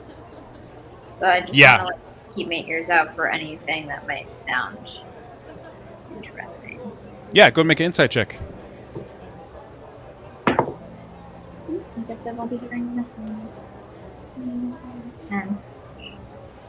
10. Okay, yeah, it's hard to find specific bits of information that are interesting to you. A lot of it is shouting, complaining about bosses, talking about the fights that have been watched. A lot of the conversations feel contained to this area and to the work life of the people involved. Okay. I think I'll probably just sit there and draw. Keep an eye on Luna and see how she's feeling. Okay. Yeah, she is nursing a mug of ale as well, and just kind of watching people around you.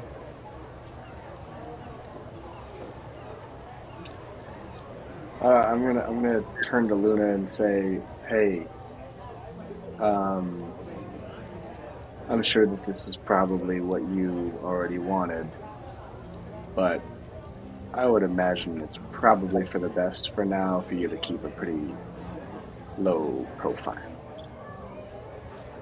Do you understand what I'm saying? Yeah. Don't worry. You don't have to worry about me. Well, I'm gonna worry about you anyway. I won't start shit. I promise. Alright. That's good. Sounds like some people are not really fully set on the way that things played out between you and Takesis. Yeah. What do you think?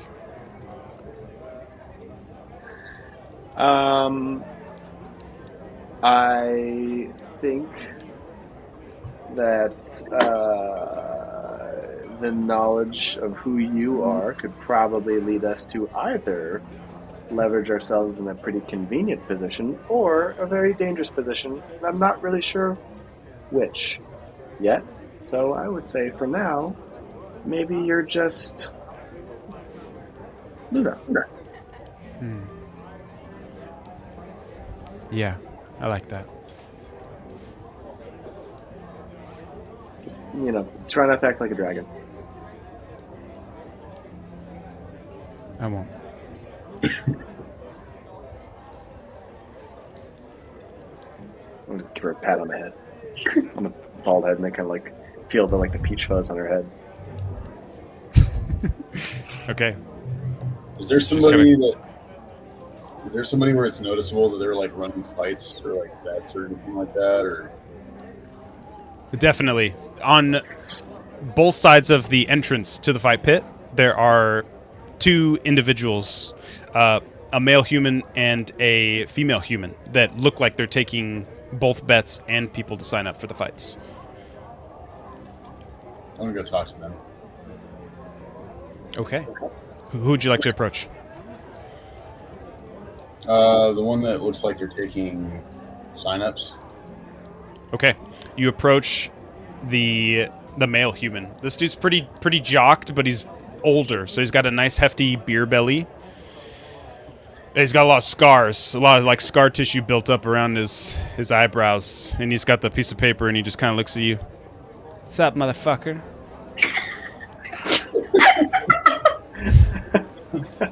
The fuck's up? That's crazy. Yo. You trying to fucking fight or what, dude? Back him out, Mark. Yeah. Yeah, you think you got what it takes? Think you can get in there? Scrap? I hate him. Yeah. Tough motherfucker? Huh? Yeah. Well, it looks like fun. Yeah? Fun? Well, all right, we'll see about that. Who do you want to fight? And he just points to a group of like 8 people. There's a plethora of mix. There's everything from another shark folk in there, a great white shark folk, all the way to a gnome.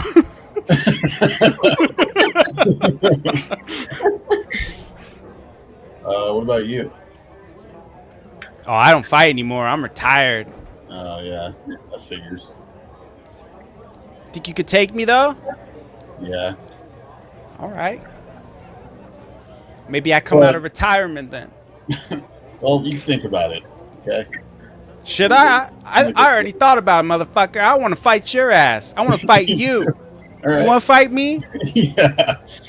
All right, motherfucker. Let's do this shit. And he just throws the paper up in the air, and you just hear like this drum beat just start boom boom boom. Oh, The yeah. door just swings open, and he just takes off his shirt, and he just leads down the ramp into the dirt, and he just starts fucking shadowboxing in the corner as you just hear the announcement go over. Brand new fight, 3 rounds, no magic, no weapons. And as you walk down to the dirt, the door closes behind you. As Before you I walk hear, back to the dirt, I'm gonna look back at the table, like my friends, be like,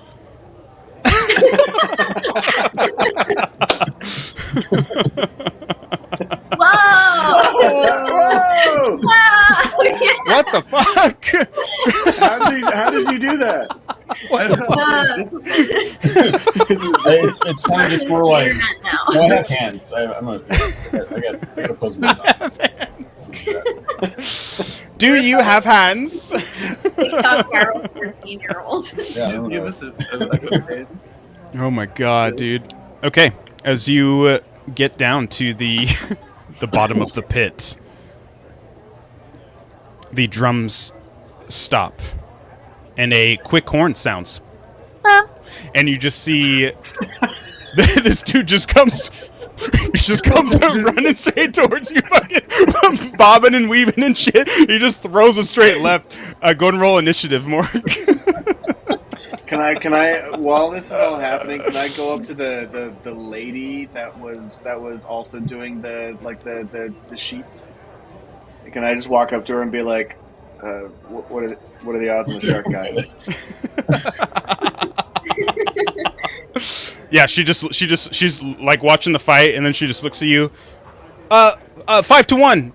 The shark knocks the chimp out. All right, cool. Yeah, I'll 50 gold pieces. I'll put 100 on it. I yell 100 on the shark. Okay, yeah, the bets come. They are collected at 5-1 odds. 50 gold pieces from Dorf. What? And Ashley said 100. 100. I'm Okay. starting to do my money right now. Okay, as the bets are placed, Mork, what'd you get for your initiative? Nat 20 for my initiative. Oh, damn.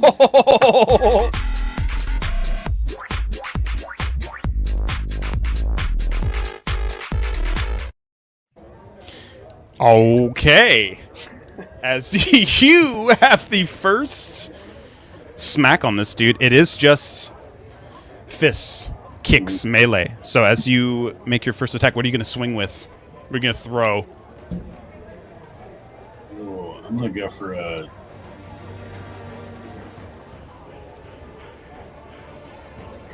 I'm gonna headbutt, but like not with my little thing on the. I don't want to fight dirty. I don't want to hit poke him or anything, but I'm trying to get him with the. Okay. Go make an attack roll. You can use your. You can choose. You can use your dex or your strength modifier. Okay, I'll use my dex. 18. 18. Okay, that's gonna fucking hit. As he goes to throw the left hook, you just bam! You just lower your head real quick and just bops him right in the fucking face. Go and roll damage for that. It's just 1d4. 1d4. It's a slog. 3. 3. Okay. As he pulls away, fuck! And he just moves his hand. You see, he's already getting swell. That scar tissue is fucking cut. That scar tissue's fucking cut, baby. That shark skin sliced through that shit like butter. As his fucking eye just pops open and you just see the blood. He just wipes it. Motherfucker! Then he just throws another right hook at you. Oh my god. That's gonna... Ooh, that's gonna be 17.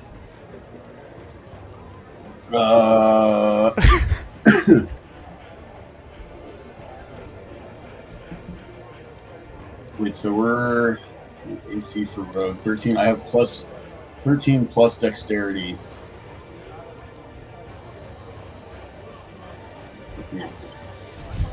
What's your dex modifier? Plus 4, so 17. But I also have my pants on. Pants. He's got his pants! I gotta know plus 2 for pants. Oh shit, that's right, you do. Wow. I have special pants. They're great Yeah, you pants. do. They're the best pants. The best pants. It's gonna miss. It's gonna miss. He woofs as you just kind of slip you just feel like the wind of his fist just pass through, and you are wide open for another shot. Go and make another attack roll. 12 to hit. 12 misses. Okay, as you go for your second attack, misses. he kind of like steps over and puts like his front foot right on your lead foot as well, and he just smiles to you and just throws a straight right at you, and that's going to be it's gonna be 18. As you just your shark face, you just absorb it. It doesn't do any damage. You just the fucking cartilage and shit. He's like, oh shit! As he just pulls his fist back, go and make another attack roll. This guy is gonna get fucked. Missed. I went with the left, that missed. Then I went with the right, that missed. I just got a 6. Okay. Okay, next attack. The guy's gonna throw a flying knee. He takes off after you. Takes off into the air. And he's gonna get you for 19. That matches. Meets it, beats it. Okay. You're gonna take 4 points of knee damage as the knee goes straight to your solar plex. You just hear "Ooh!" as he hits you with the fucking knee. That'll be your turn. Go ahead and make your attack roll. 14. 14 misses. As he winds up for an uppercut, he's going to make his... That's going to miss for 17. That's going to be back to your turn. Ooh, 22 to hit. 22. Yeah, that fucking hits. 22. That's going to be it's just going to be a roundhouse kick, just a classic. Yep. Yeah. Lead leg or back leg? Morcus? When he was stepping on my front, I know he did like the run up and lead me into the sword plexus, but I'm assuming he stood back on my front foot, so I just back leg. Oh shit! Whoa! Yeah. Only 2 damage. Two damage for that, but 2 damage. Okay, how do you want to do that? You don't kill him. You don't kill him, but yeah, no, I don't like. it's a KO. I just want that to hit right on the jaw. In slow motion, if you were seeing it, you would see his head just stay still and his jaw just kind of like goes like this. The rest of his head catches up with it, and he's just out cold and topples sideways, like arms straight aside, and falls in the mud, flashes up. Okay. Yeah, everyone goes crazy around you. Woo! As I see this guy's body goes stiff and he just smacks down into the dirt. Press the urge to eat him after I knock him out. Oh, yeah. I'm not going to eat him. I thought about it. You have gained control of your bloodlust, yes. You are victorious as you are marched out of the fight pit. The champion is also lifted unconscious and taken to one of the long tables, where he is gently fanned off by some of the other fighters. The bets are returned. Woo! 5-1 odds for the 50. 250 gold pieces to you, Dorf. Thank you. And 500 pieces back to you, Asher, for being victorious in your bets. I knew Mork could do it. Mork, as you Good faith. are fully out of the pit, you are awarded a belt. On the belt, it is made out of a bunch of, it looks like maybe like whale bone, and it's one that you can straight up wrap around your waist. There's a little clasp that you can have in the center of it. Is a big W for Waterdeep that spins, and it's adorned with some gems and jewels, some diamonds, some rubies, and some emeralds. Damn. Put that on. Never take it off. Yeah, Okay. It looks so nice in your pants. When you're wearing the belt, you have a +1 to intimidation Oh shit. Nice. for the champion's belts. Yeah. Hey, brother. Even more intimidating. I would like to go pay my respects to the the fight master as he's back to As consciousness. he's suffering. Yeah. He's conscious now. As you're starting to walk over to him, he's got kind of swollen.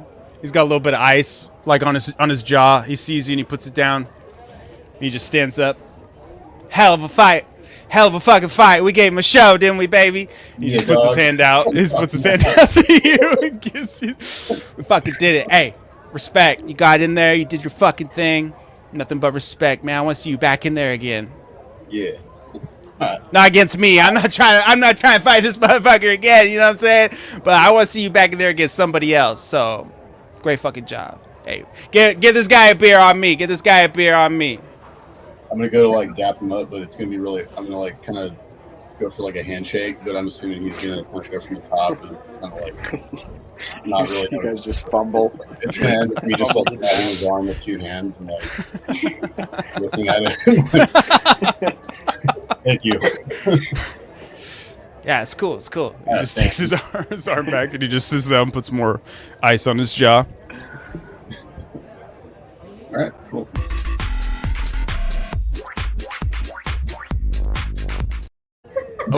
Nope. Nope. That was an accident. Sorry. First time Okay. for everything. Yeah, I've never. You're live. Ooh, You're live. never done that. Never done that Yeah. before. Can I go? In all can the I go years up we to the bar? Foot pedal. You good on like a rock band guitar pedal? You can just plug that in. That would be dope. Dorf, what were you saying? Can I go up to the bar and talk to the bartender? Yes. The bartender is actually an octopus. As the Fuck. octopus just kind of turns around, you just see a bunch of its tentacles just serving up and pouring a bunch of other drinks. As it attempts to speak to you. Okay. Do you speak Aguan? Fuck out of here. Go on. Yeah, all right. You're fucking drinking out of cups, It's a David. question. Out of here. All It's a right. question. Well, I'm gonna look at the octopus blankly and go, and then just turn and try and talk to anyone else who's right there. Yeah, you just turn and there's as you turn, there's just a water elf that's sitting next to you.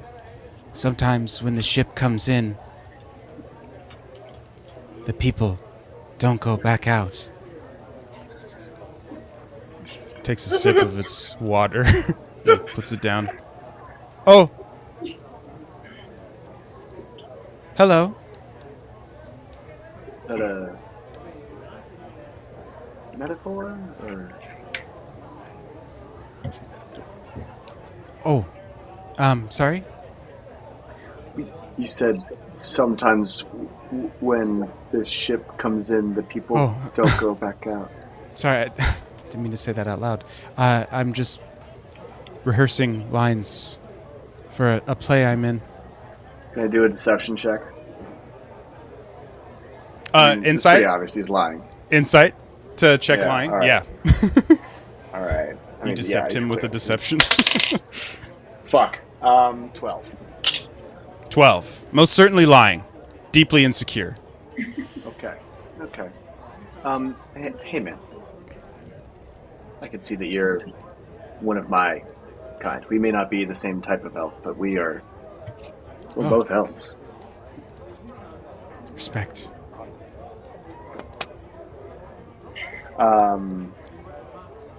You good? Yeah. Yeah. I'm okay. Right. Just the You thoughts seem of despair and death haunt me. But other than that, I'm fine. Just enjoying the fights and some ale. And you? a traveler, passing through.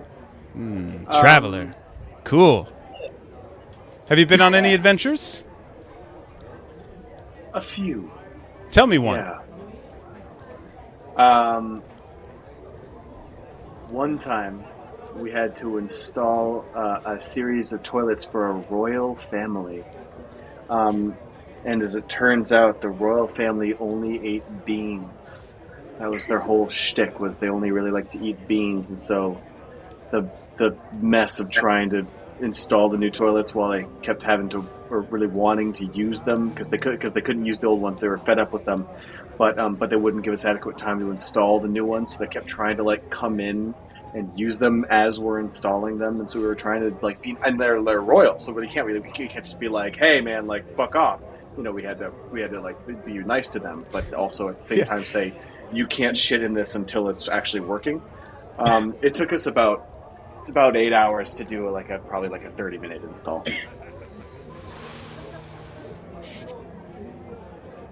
I bet it looked like spilt chili. It did. Oh, Ew. it did. That's nasty. That's nasty. It looked like a pound of wet ground beef. It was awful. Oh, God. Oh, terrible. Are you from That's here? crazy. Yeah, I am. Yeah. Born and raised. Do you know a lot about the town? I'm new. I don't really know a whole lot about this place. I know a pretty decent amount. I don't usually spend a lot of time here in the dock ward, but they got the best taverns here, so I pop down from time to time. It does seem that way. This is the first tavern we popped into. Where do you Not spend bad. time? Oh, what a question. What a question. When I'm not out grazing the fields, foraging the berries, I find myself often at my favorite dance hall, the Footloose. It's a classic place, serving timeless music, intricate dancing. Competitive, but relaxed. Wow. Do you Sounds dance? Incredible.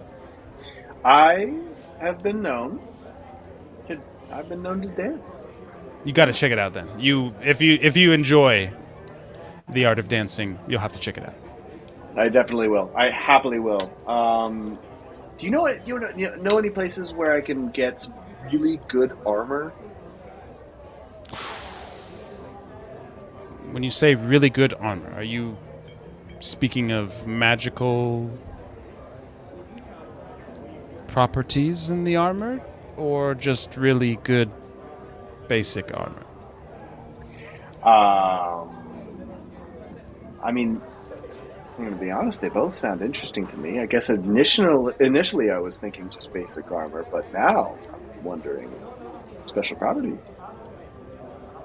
Tell me more. Go ahead and make a persuasion check. Fuck.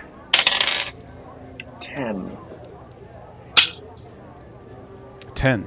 Okay. Just kind of looks at you, takes a little sip of his water. There is a place where you could find maybe what you're looking for. Is a moving shop that travels majority of its time through the dock ward. It's a very deceiving looking stall. It'll look like he's selling falafels. Really, he's got goods to sell that you can wear. His name is Slob. Portly fellow, human, and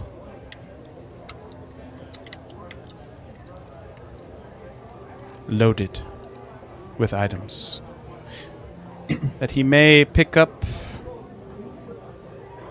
when they fall off of shipments. But you didn't hear that from me.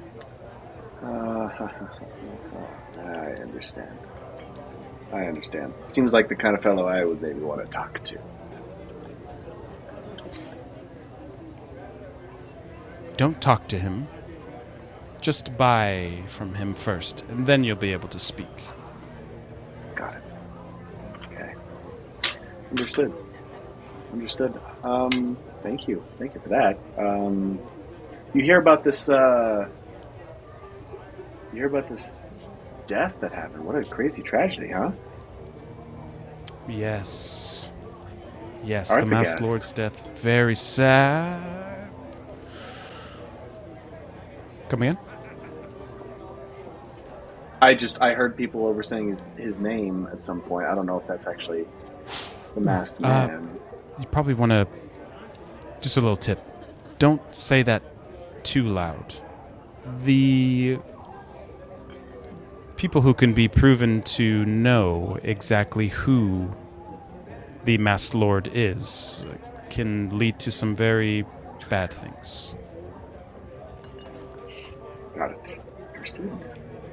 Understood. Okay, do not say his name. All right.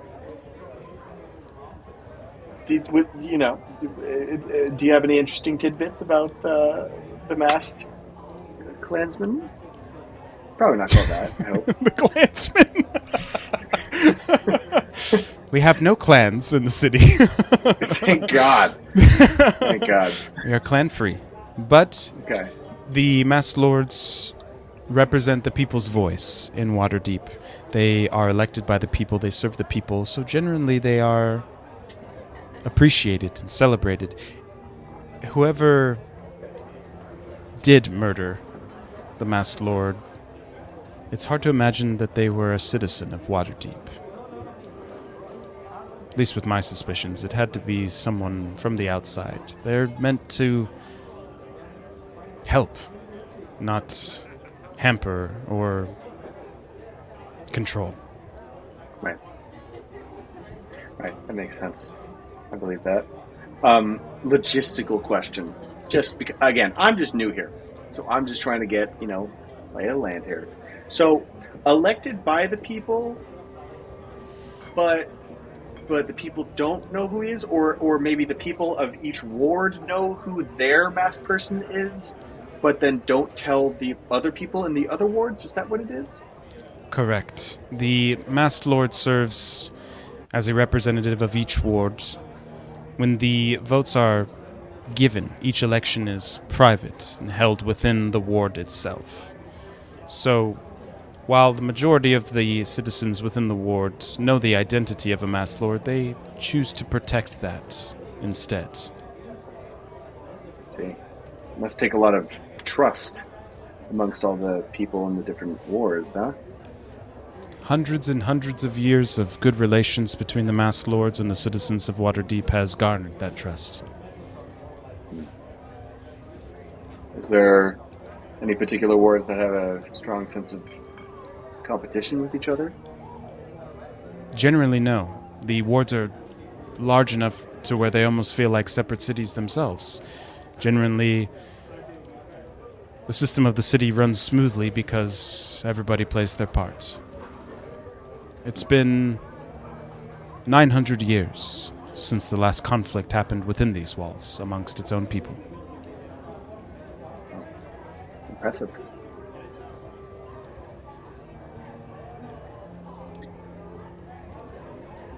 Sick. He just finishes his water, puts it down. Name's Goober. Shakes your hand. Flundeldorf McGruber. Ah! Nice. Maybe we are distant cousins or something. Wouldn't that be something? That would be something. He just holds out a fist. Do you pound? Yes, He I just do. pounds. Yes. I pound frequently. I'll see you around. I'm going to retire for the evening. I must be at work tomorrow early. All right. Well, take it easy, Goober. Try not to get too consumed by the looming threat of existential death. Yeah. He just salutes you and walks away. Okay, you have spent an excess amount of time at the Bloody Fist in the city. Okay. As you look around, the hour has drawn to 6 p.m. And right on cue, Leosin drops a crate of potions that have been crafted, concocted, mixed, and are ready to go. As he slides it towards all of you, he's heavy breathing. The potions are finished. And I was watching the whole time. I almost jumped in during the fight because I was afraid that Mork, that you were going to get hurt. But you had it under control, and the fight was amazing, and now you are the champion of the Bloody Fist. Congratulations. Here are your potions, and I do believe it is time for me to escort you to the council chambers. Excellent work, Leosin. I'm going to take one of the potions and give it to him. For me. Thank you. For you. He just Keep takes yourself it safe. and puts it in a little pouch that he's got on his waist. I will protect it with my life, and I will never drink it.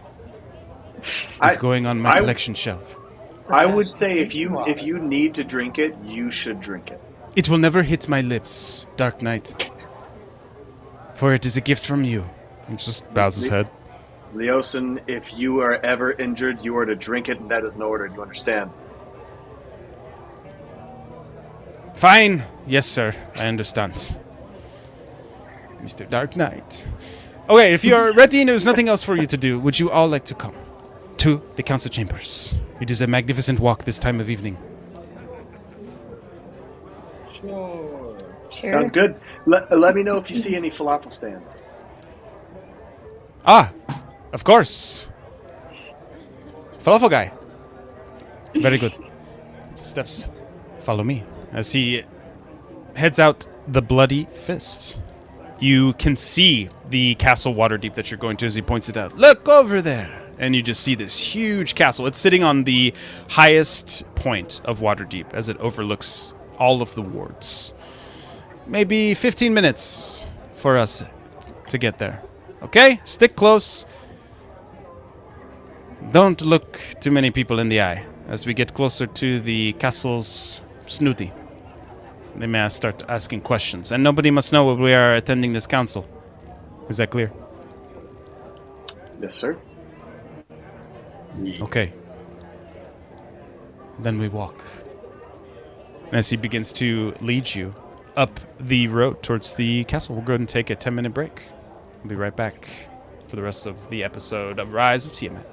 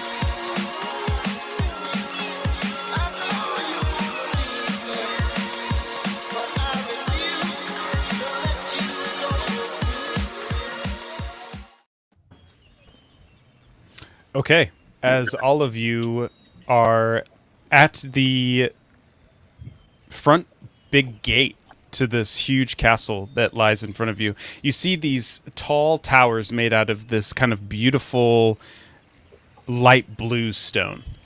And there's maybe 5 really tall spires that are shooting up, and then a multitude of smaller ones that are beneath it and around it. And the roofs of these places are all of this beautiful red moonstone that you see. And it's just reflecting and sparkling off of the sun that's beginning to set. At the front there are guards that Leosin approaches. He holds out a piece of paper, says a few words to them, and the guards let him and the rest of you pass by. The place that you begin to walk to is a secretive spot in this castle. It takes you 10 minutes from the front gate to get to where you're going, and in the meantime, you're going in and out of little gardens, little stone ruins of old remnants of castle, mixed in with some of the new. There's people that are around traveling throughout the exterior of this large castle. The closer that you're getting to the council area, you start to hear louder voices. And as you enter this main courtyard, there is just one kind of modest domed building. And in this main courtyard, there is probably 45 individuals. And all of these individuals are flying colors from banners that you have heard about, maybe you have seen. But as you're moving and looking through, you can see the symbols for the humming stars. You see a symbol for the Tempest of Serenity. You see another symbol for the Shattered Knights. You see a 4th symbol of the Royal Singularity. And the 5th symbol that you see, the Arachnomancers. There are delegates from each of the most powerful factions together, united for the first time ever in Terrania. The people that are outside of the council building seem to be armed escorts, somehow other affiliated ways with the factions that they are flying banners under. As you approach, Leosin stops, turns to the rest of you. Do any of you have any idea why you have been summoned here?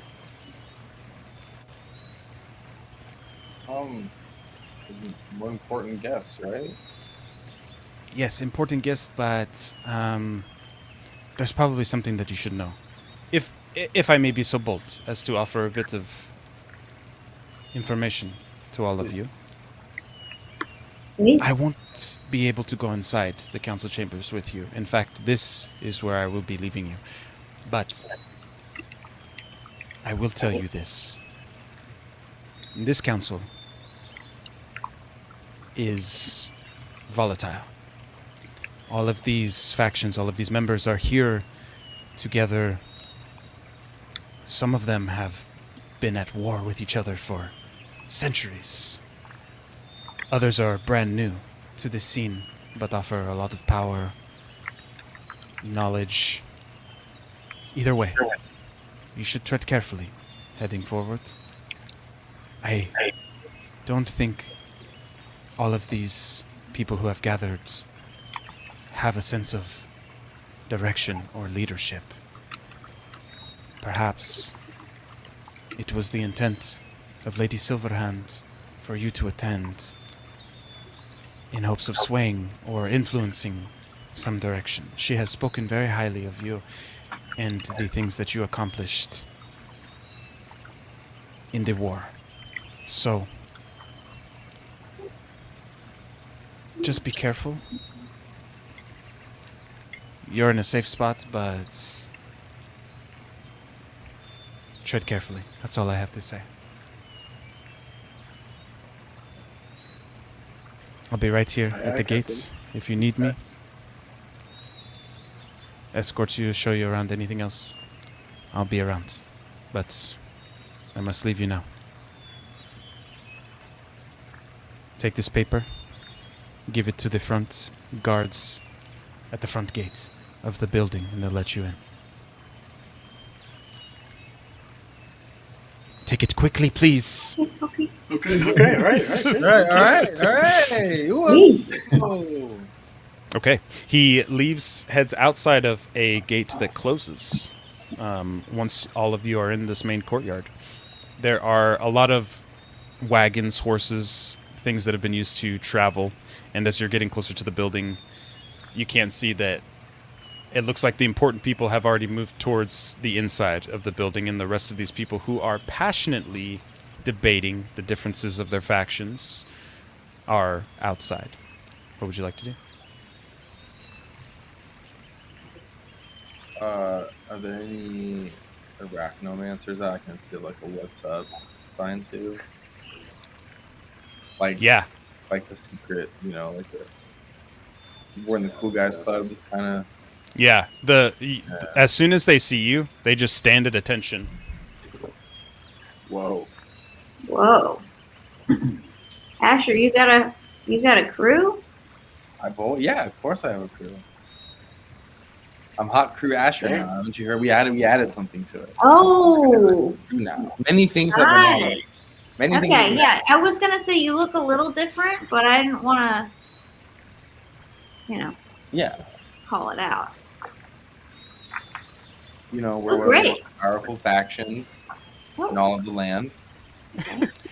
You saw all my spiders that came on my ship with I me. did.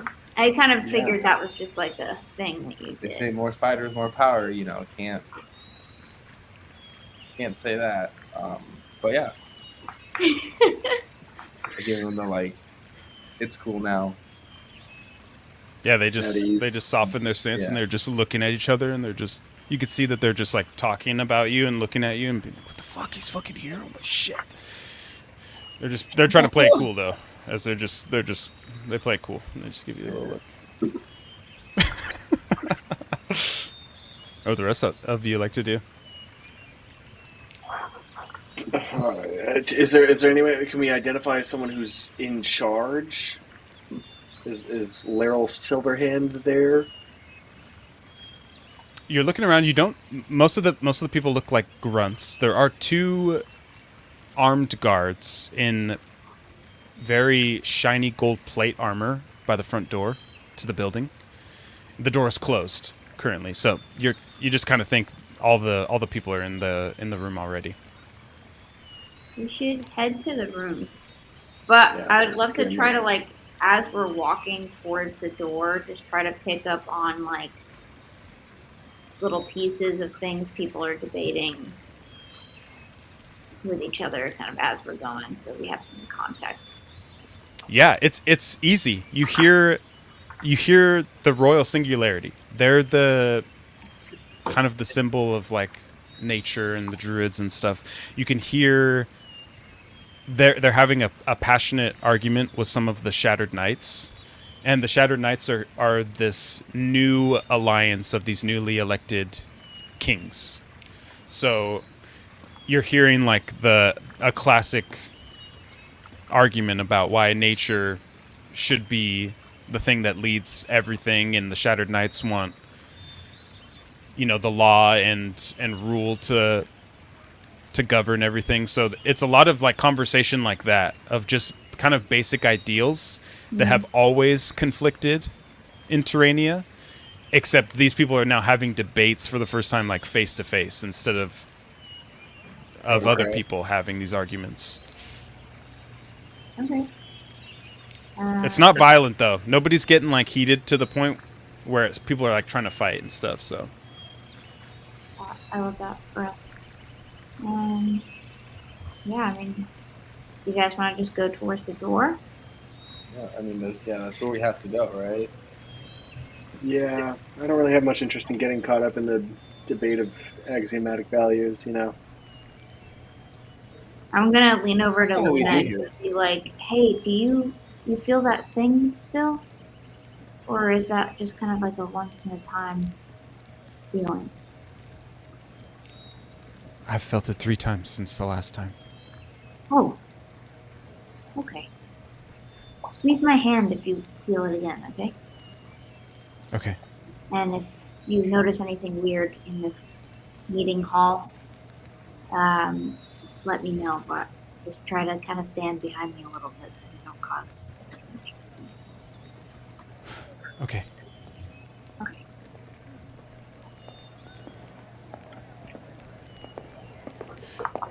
Okay, as all of you stand at the front door to the building, the guards just put a hand out looking for a piece of paper.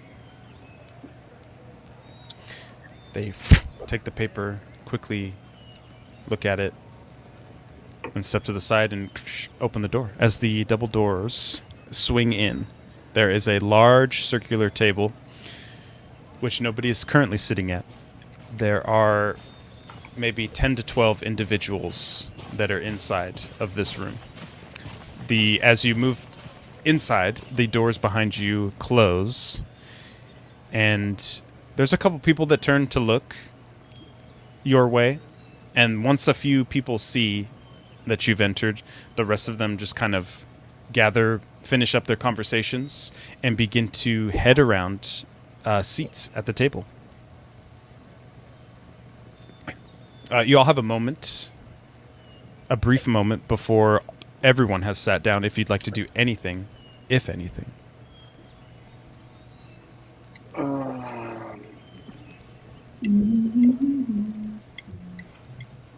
we have a little look around? Yeah, I guess. See if we are familiar with anybody or if we know anything. Anything looks Yeah. suspect. Yeah, there is one person in particular that you recognize right away, and that is the king, Darrett Titanstone. As he's looking over at you, Dorf, you make eye contact with him, and he just gives you a little nod. And then he just kind of looks around at the table, and then he just takes a little seat, sits down. As he does, there is an individual who stands up. A regal older gentleman, scantily clad in plate armor, draped in the drippiest of robes, a giant lion placed on his chest. He motions to you, to the rest of the individuals who are seated around. My name is Sir Daggert, and I here represent Shattered Knights. First off, I'd like to thank everyone for coming. Remy, as he looks over to a elf who is in the corner, not seated at the table, but in the corner, points to her. I especially want to thank you during this hard time. You've managed to gather all of us in these chambers, and as I look around the leaders of these factions, I must admit, I never thought this day would come. Remy, we thank you. I'd also like to extend a sincere thank you to Lady Silverhand. She motions over to a woman seated at the table. Lady Silverhand, it is your connections throughout all of Terrania, the reason why we are all here. Without you, your expertise in dealing with each one of us in your own sophisticated ways. Sir, are you okay? Do you need a glass of water? Is that I'm fine.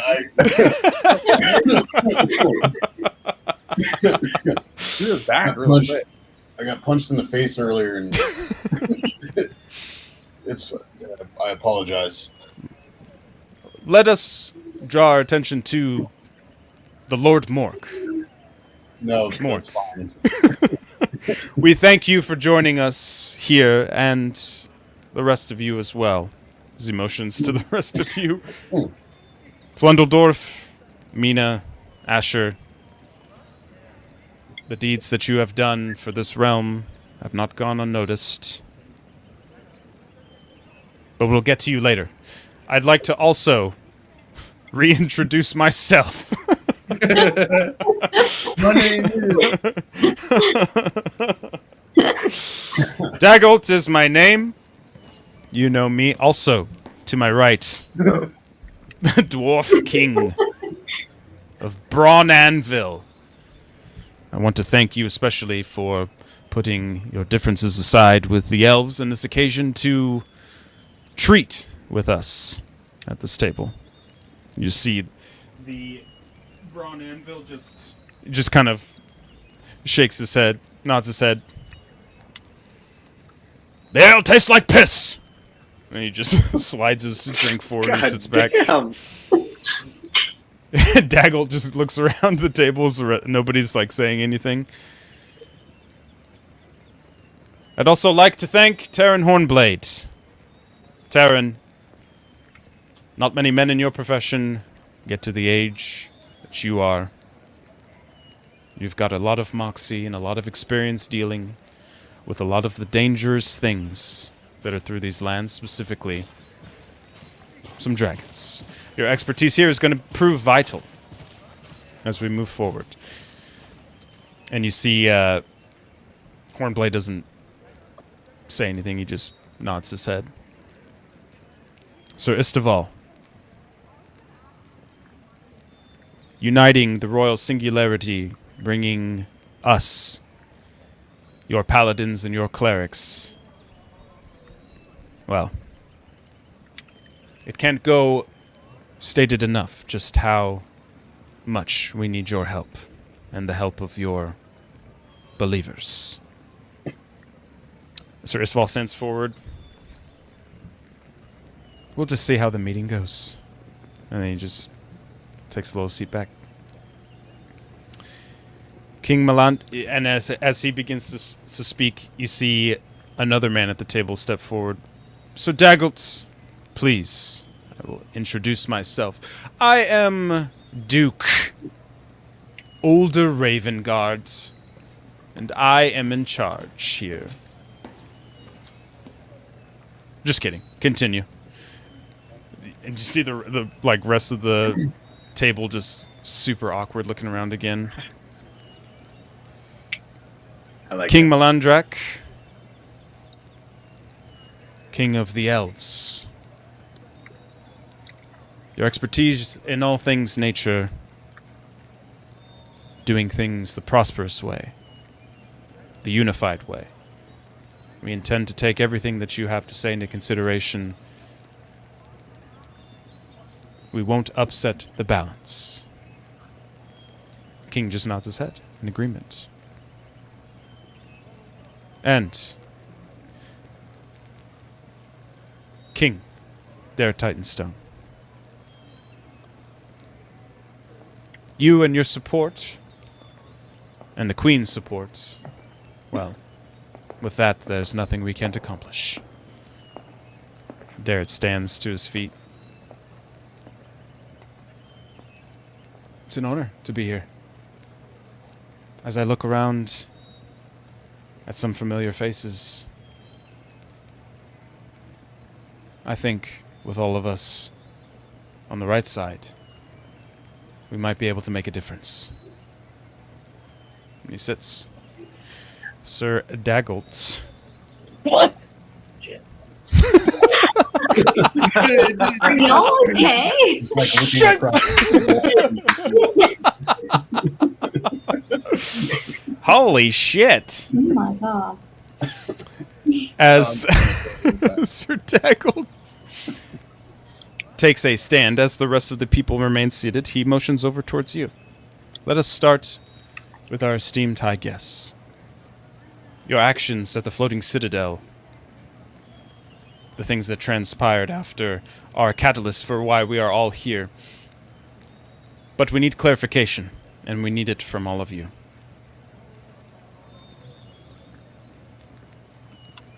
When the choice came, or if it was a choice, how was the floating citadel not able to remain intact?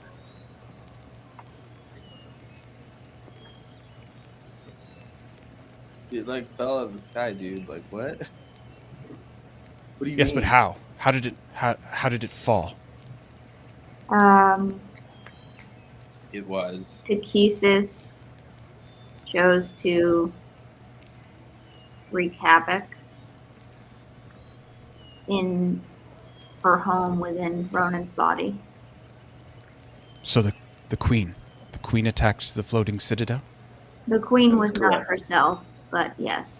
Someone say possessed. Takesis Body.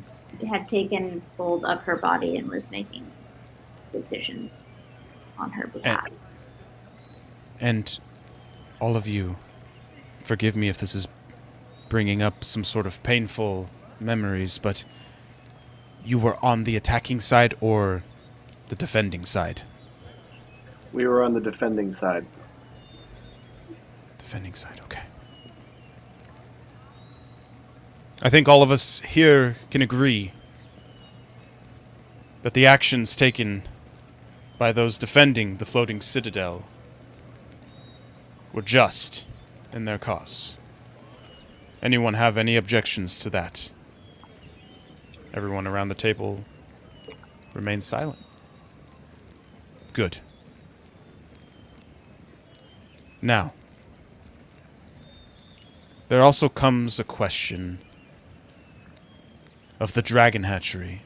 Did you leave the dragon hatchery intact or was it destroyed?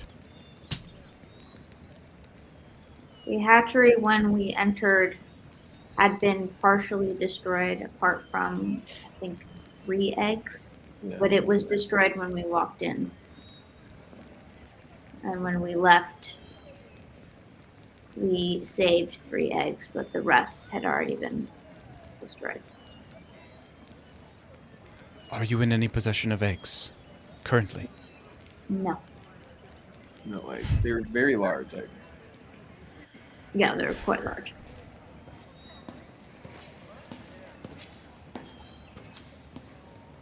Why? He just looks around the rest of the table. There are a few heads that are turning and whispering about the eggs. Daggles just kind of motions to some of the other members. There are some of us here who had hoped that we would be able to use the dragon eggs perhaps to sell, to ransom. But if you're not in any possession, then that is a little disappointing. You don't happen to know where any more dragon eggs might be? No.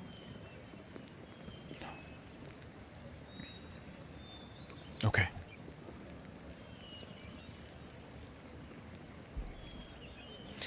Now, when it comes to Takesis herself, when all of you killed her, what happened exactly? What was the thought process behind killing her instead of taking her prisoner? Can you explain in detail? We didn't. It The was issue seemed to resolve itself. The fighting was happening between Luna and our queen. A fight in which our queen seemed to be convinced that Luna was embodying Takesis. Granted, so did we.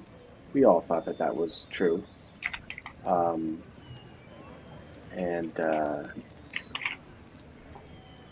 Luna and Ronan fought. Luna killed Ronan with the dragon lance. with the dragon lance. And then realized that she was not Takesis, regretted it, and was offered a deal. You're of interrupted sorts. by Darrett. I think he has his story mixed up. He's saying Ronan. I think he means Irini. What happened with Irini, Dwarf?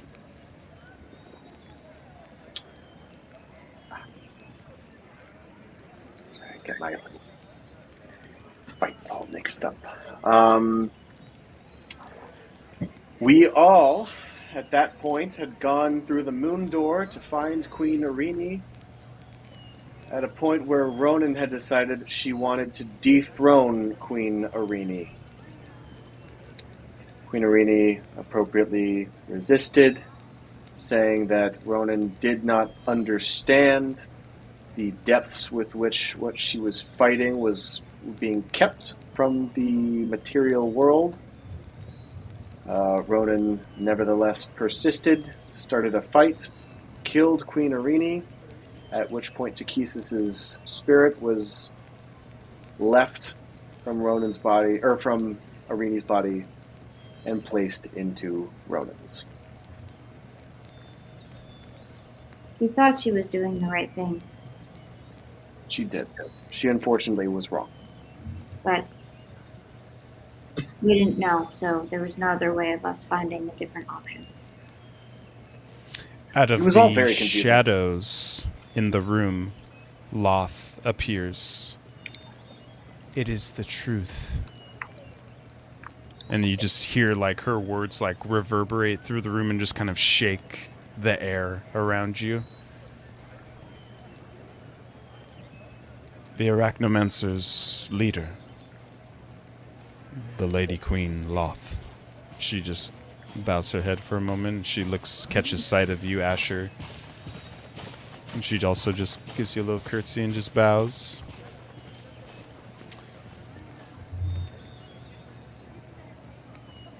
Sir Dago sits back in his chair, takes a drink of his ale. Thank you for clarifying. And I think a lot of us had questions about what had happened on those few days. That clears up a lot. We'll have to move forward without any help from Dragon Eggs. Everyone in agreement that that will be what will have to be done moving forward. Everyone just kind of looks around. Very well. Let us move to the current topic of affairs. The reason why we brought you specific individuals here is we need help. The dragon cult is gaining momentum. We wish to learn about them. Is there anything you can provide with us? Any information about this cult, what they want, where they're going, what they can do, would be extremely helpful. Please, the floor is yours. And he just sits back in his chair and looks at all of you.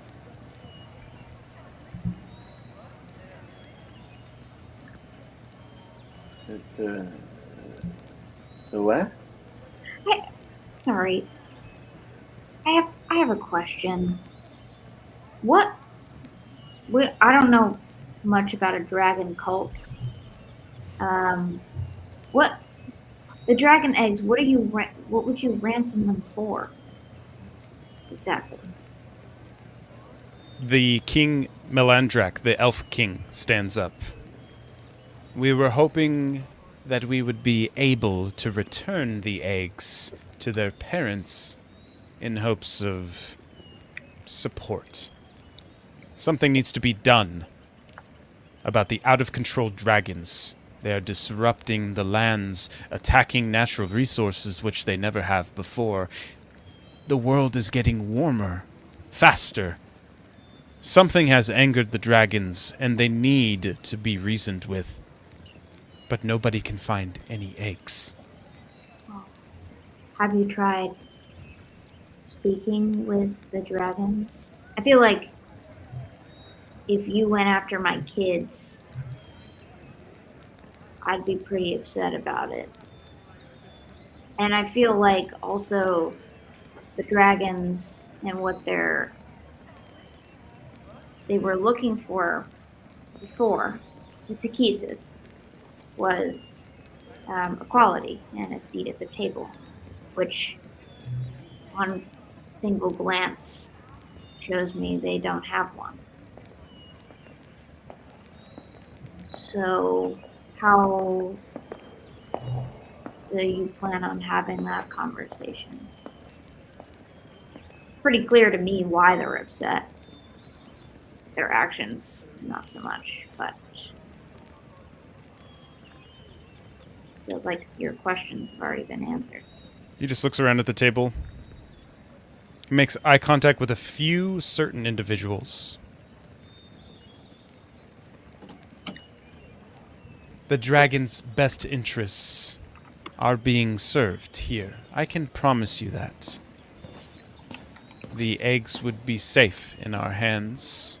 And in my opinion, different from Sir Daggert, who wants to sell the eggs for arms, to grow his armies, weapons, food, I would return them to their parents. And support. And all I would ask for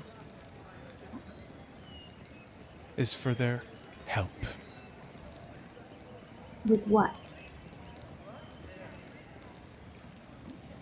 With whatever is coming, with whatever draws near, whatever is causing the dragons to lose their minds in the first place. Good dragons turning evil. There must be some good ones out there left. I can attest to that.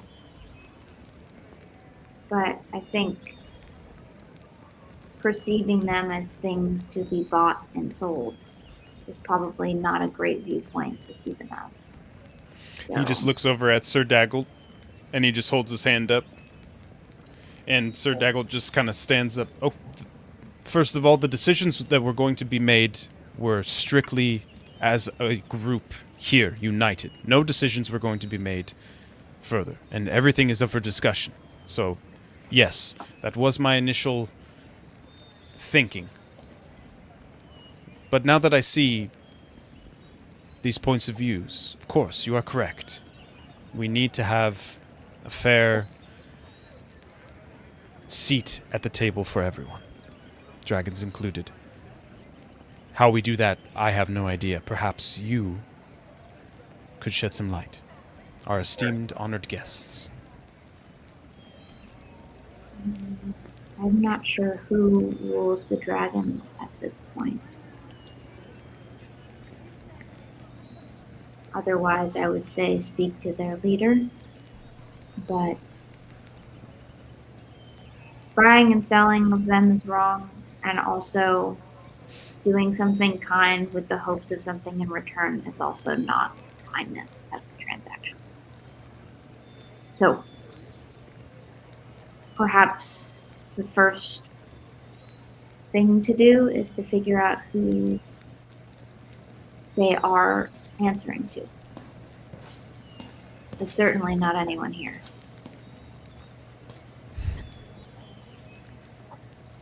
And what of the dragon cult? What can you tell us of them? I don't know very much about the dragon cult, to be completely honest with you. I would You see Bron Anvil, the dwarf, he just slams his fist on the table. Bloody fucking hell! I told you they didn't know shit about it! We shouldn't have even invited them! And you just see Sir Daggett just stands up. Bron Anvil? We discussed this. We will hear what they have to say, regardless of whether or not you think the information they have is helpful. Please, there will be no more interruptions from what we hear. Continue.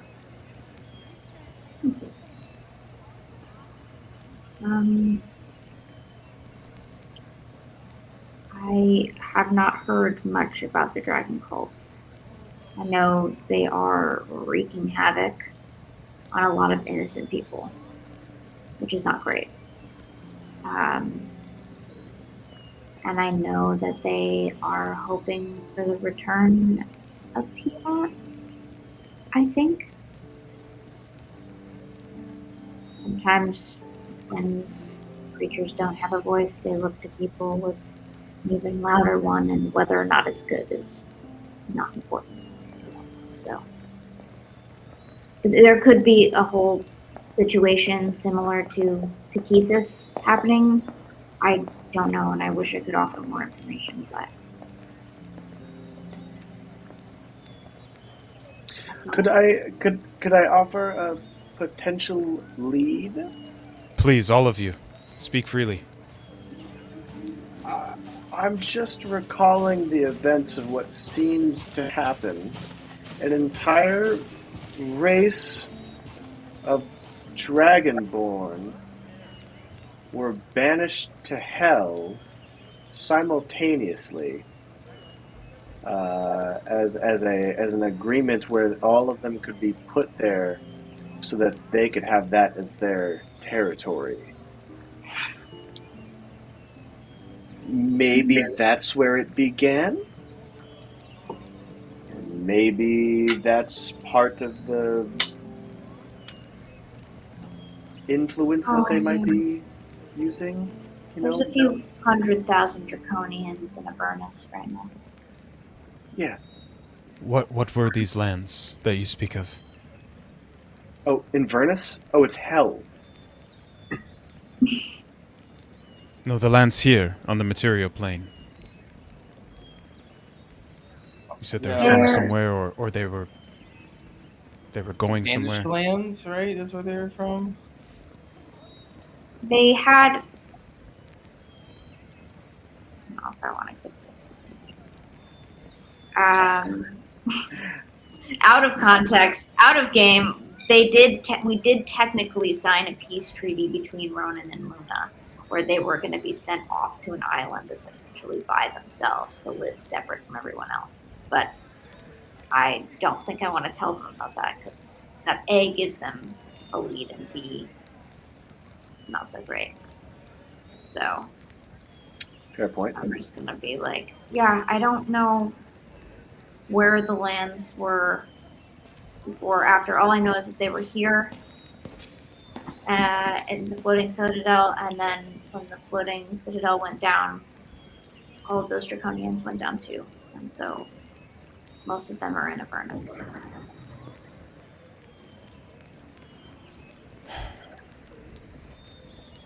And there's no more information you could offer up about the Dragon Cult, their plans, leadership, anything. We can't offer anything we don't know.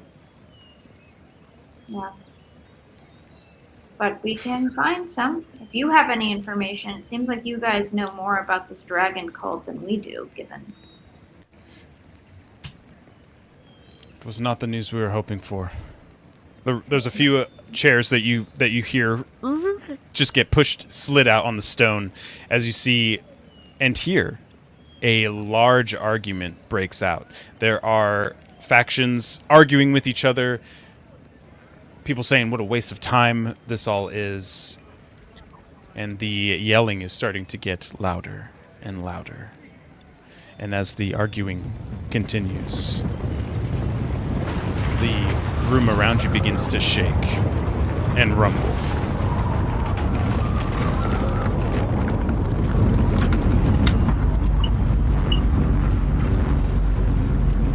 Estas Wasser Whoa! die to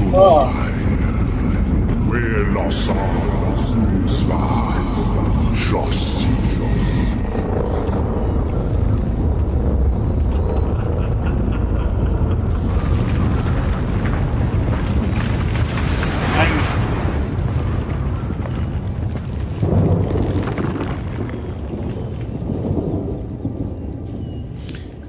As the sound begins to disappear, Luna stands to her feet.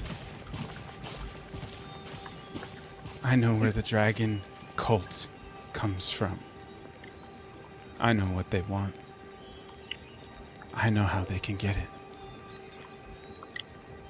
That sound was the Drake horn, an ancient horn made from the fang of the first dragon.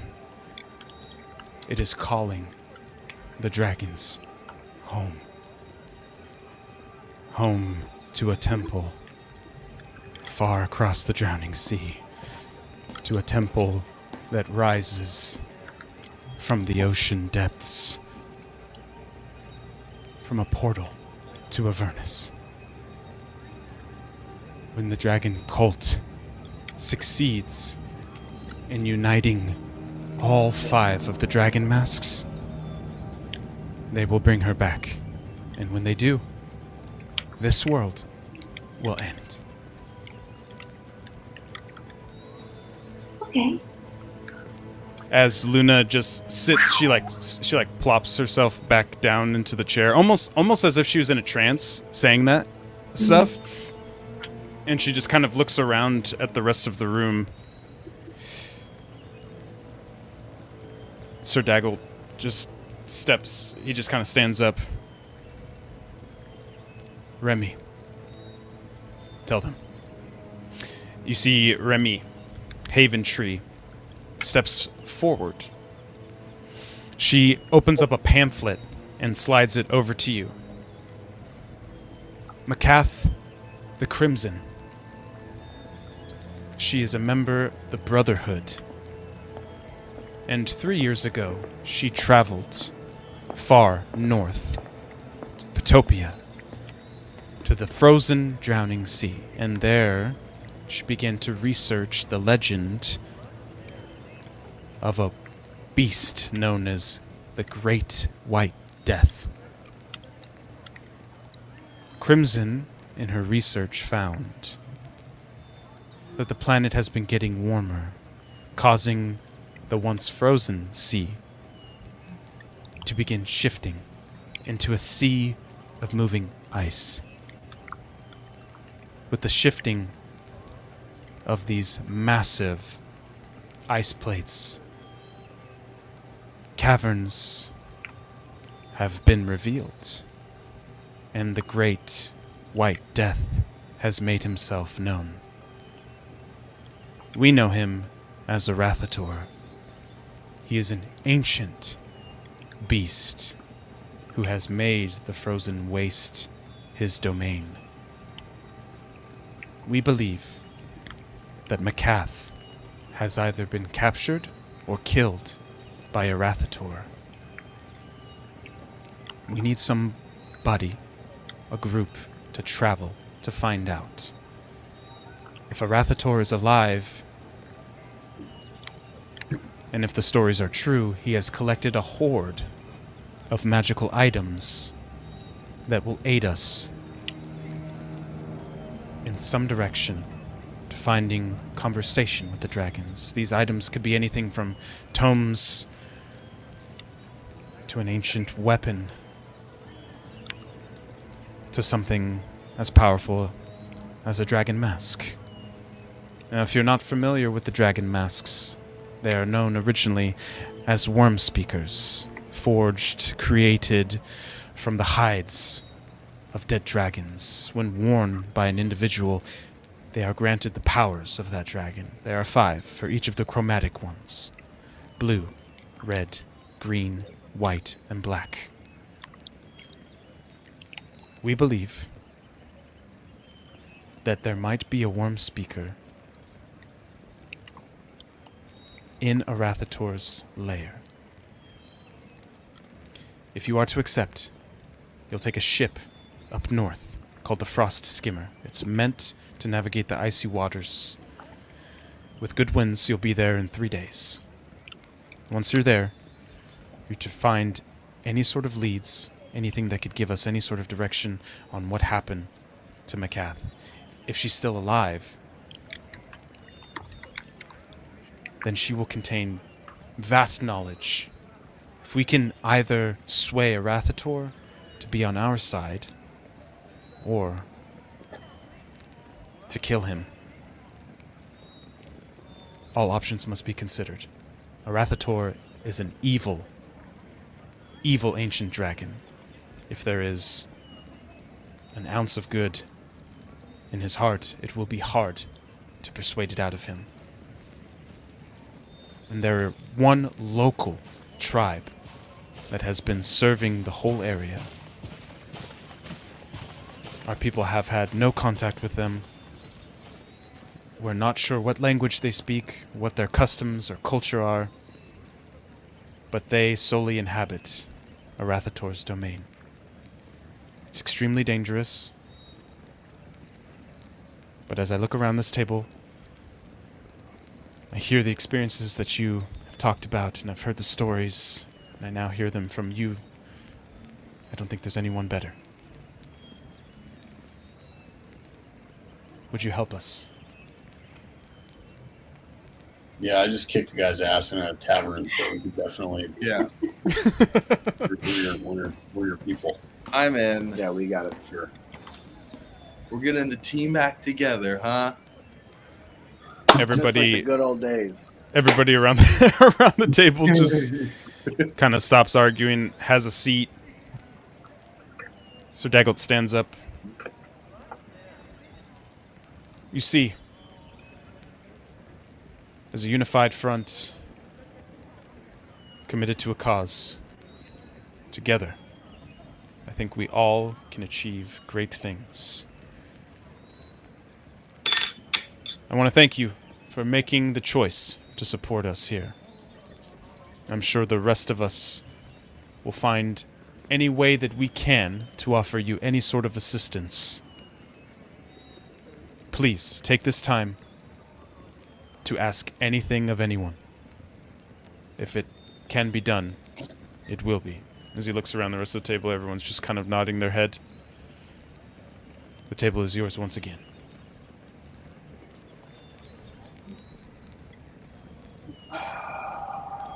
What do you want? So many things. So many things are going through my head. Like, we could literally ask for anything we want, and they might say yes. Right? I mean, something that Like, maybe we want horses and stuff, so we can travel well. we're gonna be on a ship, We want the best we're on armor a ship, ever. and then we're going to essentially the fucking Arctic. Yeah. Maybe Oh, some maybe jackets. are there like things we can bring with us to help us traverse the Arctic? Maybe we ask like Yes, yes. Yeah. Remy just steps forward. Yes, of course. You'll be outfitted with full winter gear. Any sort of climbing equipment, snowshoes, anything to help make the trek easier. It's yours. Absolutely. We also will be fighting big, scary fights, potentially, against big, scary things, and so we might need big, scary weapons to compete More with big, scary Big things. scary clowns. Yeah. When you say big scary weapons, could you be a bit more specific? I mean the most creatively violent weapon that you can imagine. Okay. Well, I think we could arrange for a handful of dragon lances. Probably good to have. Sounds cool. can you make Dragonlance daggers? We're dragging a bow. My king, Uh, as he looks over to Darrett. Yeah, Oh, we get whatever you need.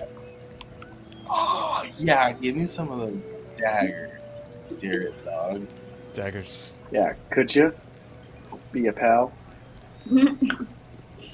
Buddy old pal. Could I offer a suggestion Three to the sets of table? daggers now.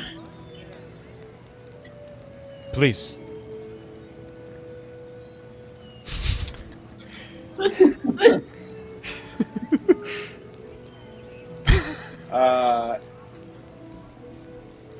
You know, in the travels that we've had and the fight for the balance of power that we've seemed to experience, we've learned a lot about what friends can turn to enemies, all in the name of trying to maintain a specific seat over other people. And I'm going to look at Darrett. Let's keep some eye contact with that one. But what we've ultimately learned the most is that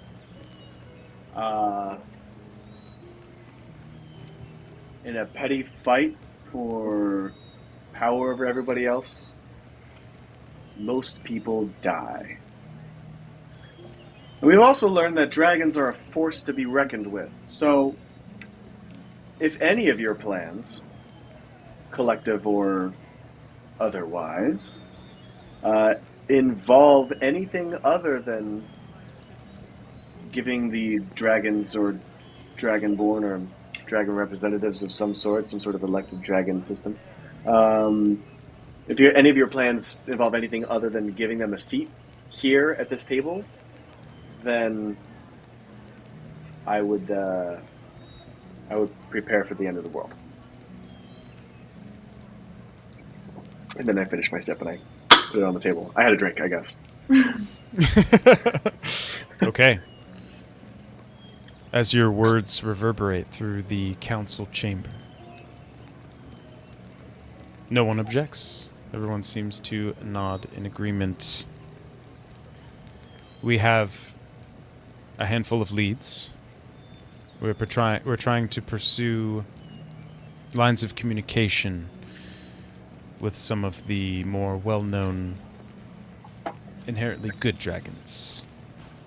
There are a few of us here, as he looks around, who might be in contact directly with those dragons. For reasons they are not choosing to reveal themselves yet. I can't say I blame them the mistrust that they must feel in this situation. So if we ever gain any more info on leads on that side of things, we will be sure to relay them as quickly as possible to you. Yeah. I mean, it's best to try your hand at, obviously, all groups of people are going to have good ones and not so great ones. You already know the not so great ones because they've made themselves known, but perhaps having a good relationship with some of the ones that are just people might help get it them on your side, and then perhaps everyone's fighting the greater good instead of fighting a person or people. If we can be helpful in any way with that, let us know. Very well. Anything else any of you need?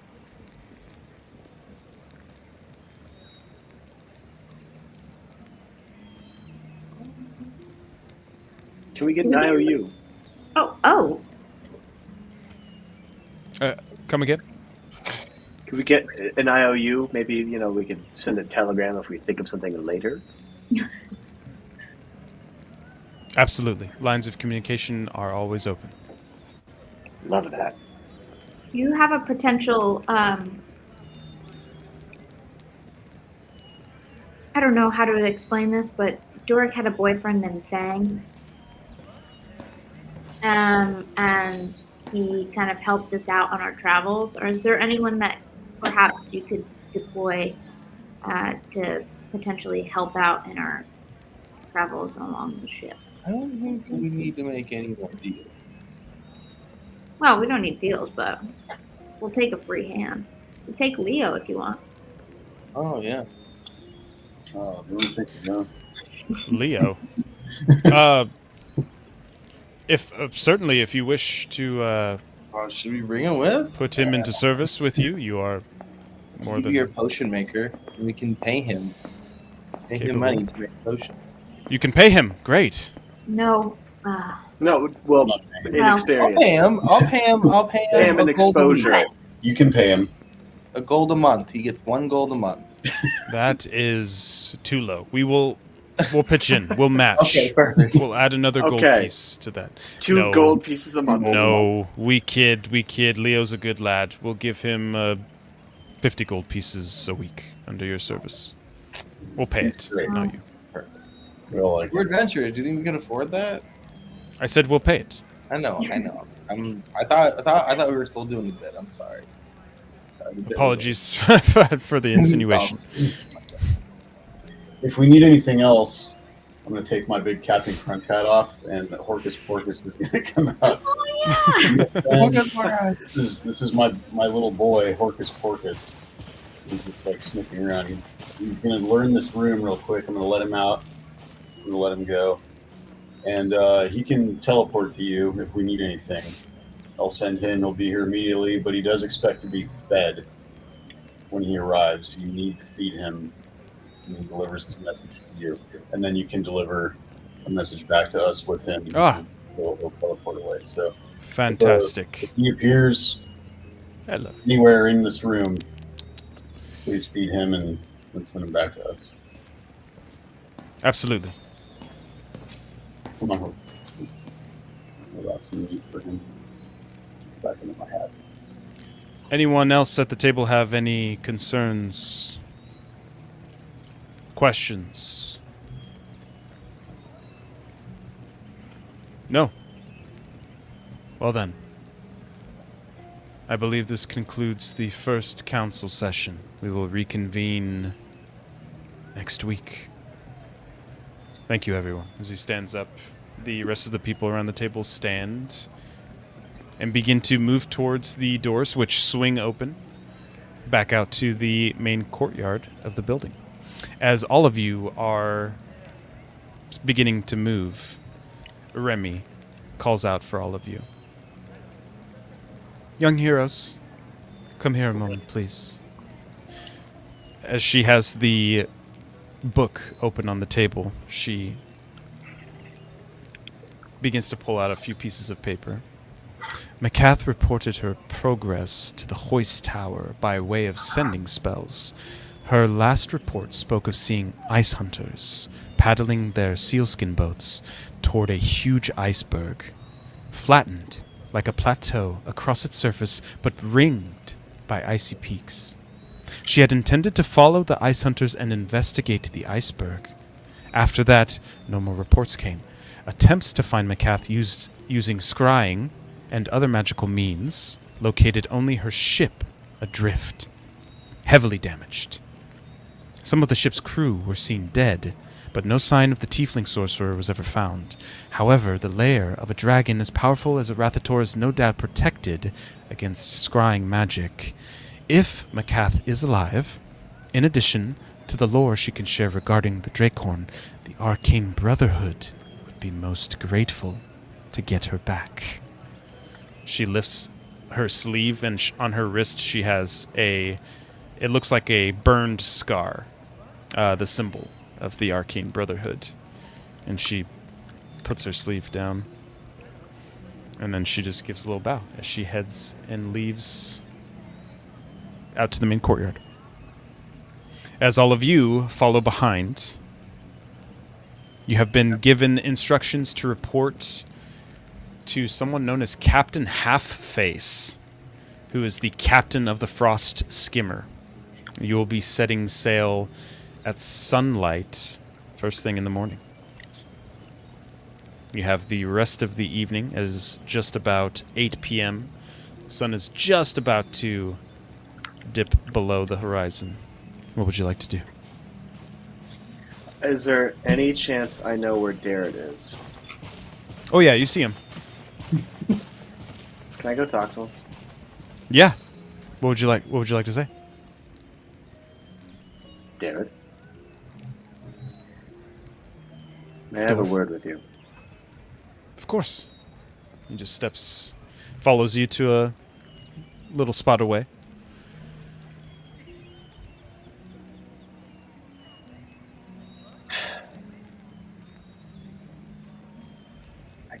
I just wanted to tell you that I think back to the way that things played out, and I see it very regretfully. Nothing happened the way I wanted it to, and I have wrestled with the guilt of being the one who killed you. I even made a deal with the devil to bring you back. Although apparently he already had some plans in mind anyway. So I just wanted to say that I am sorry. And that I'm glad that you're here.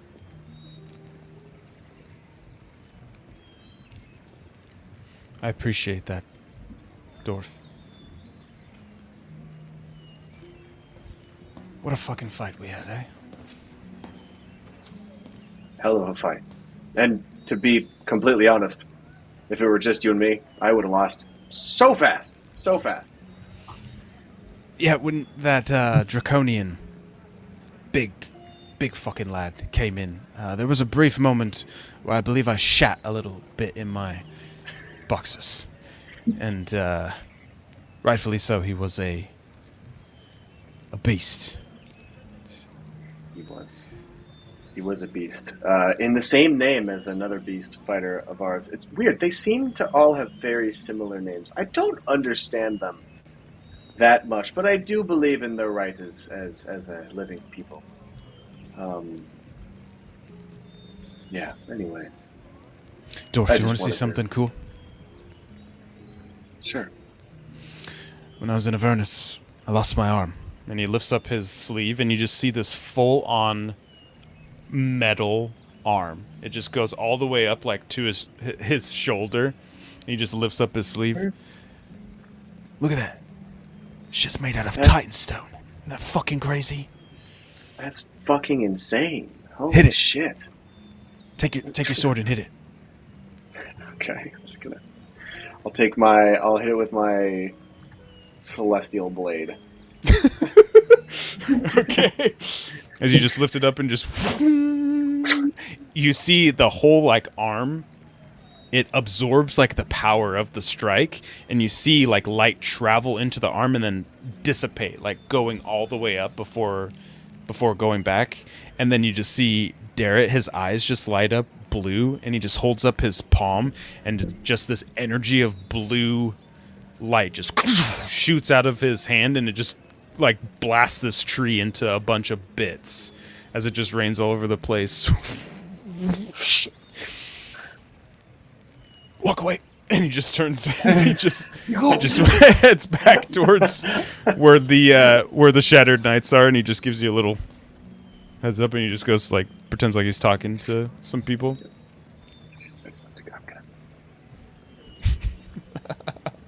And we'll walk. I'll take that as the cue to just walk back to the crew.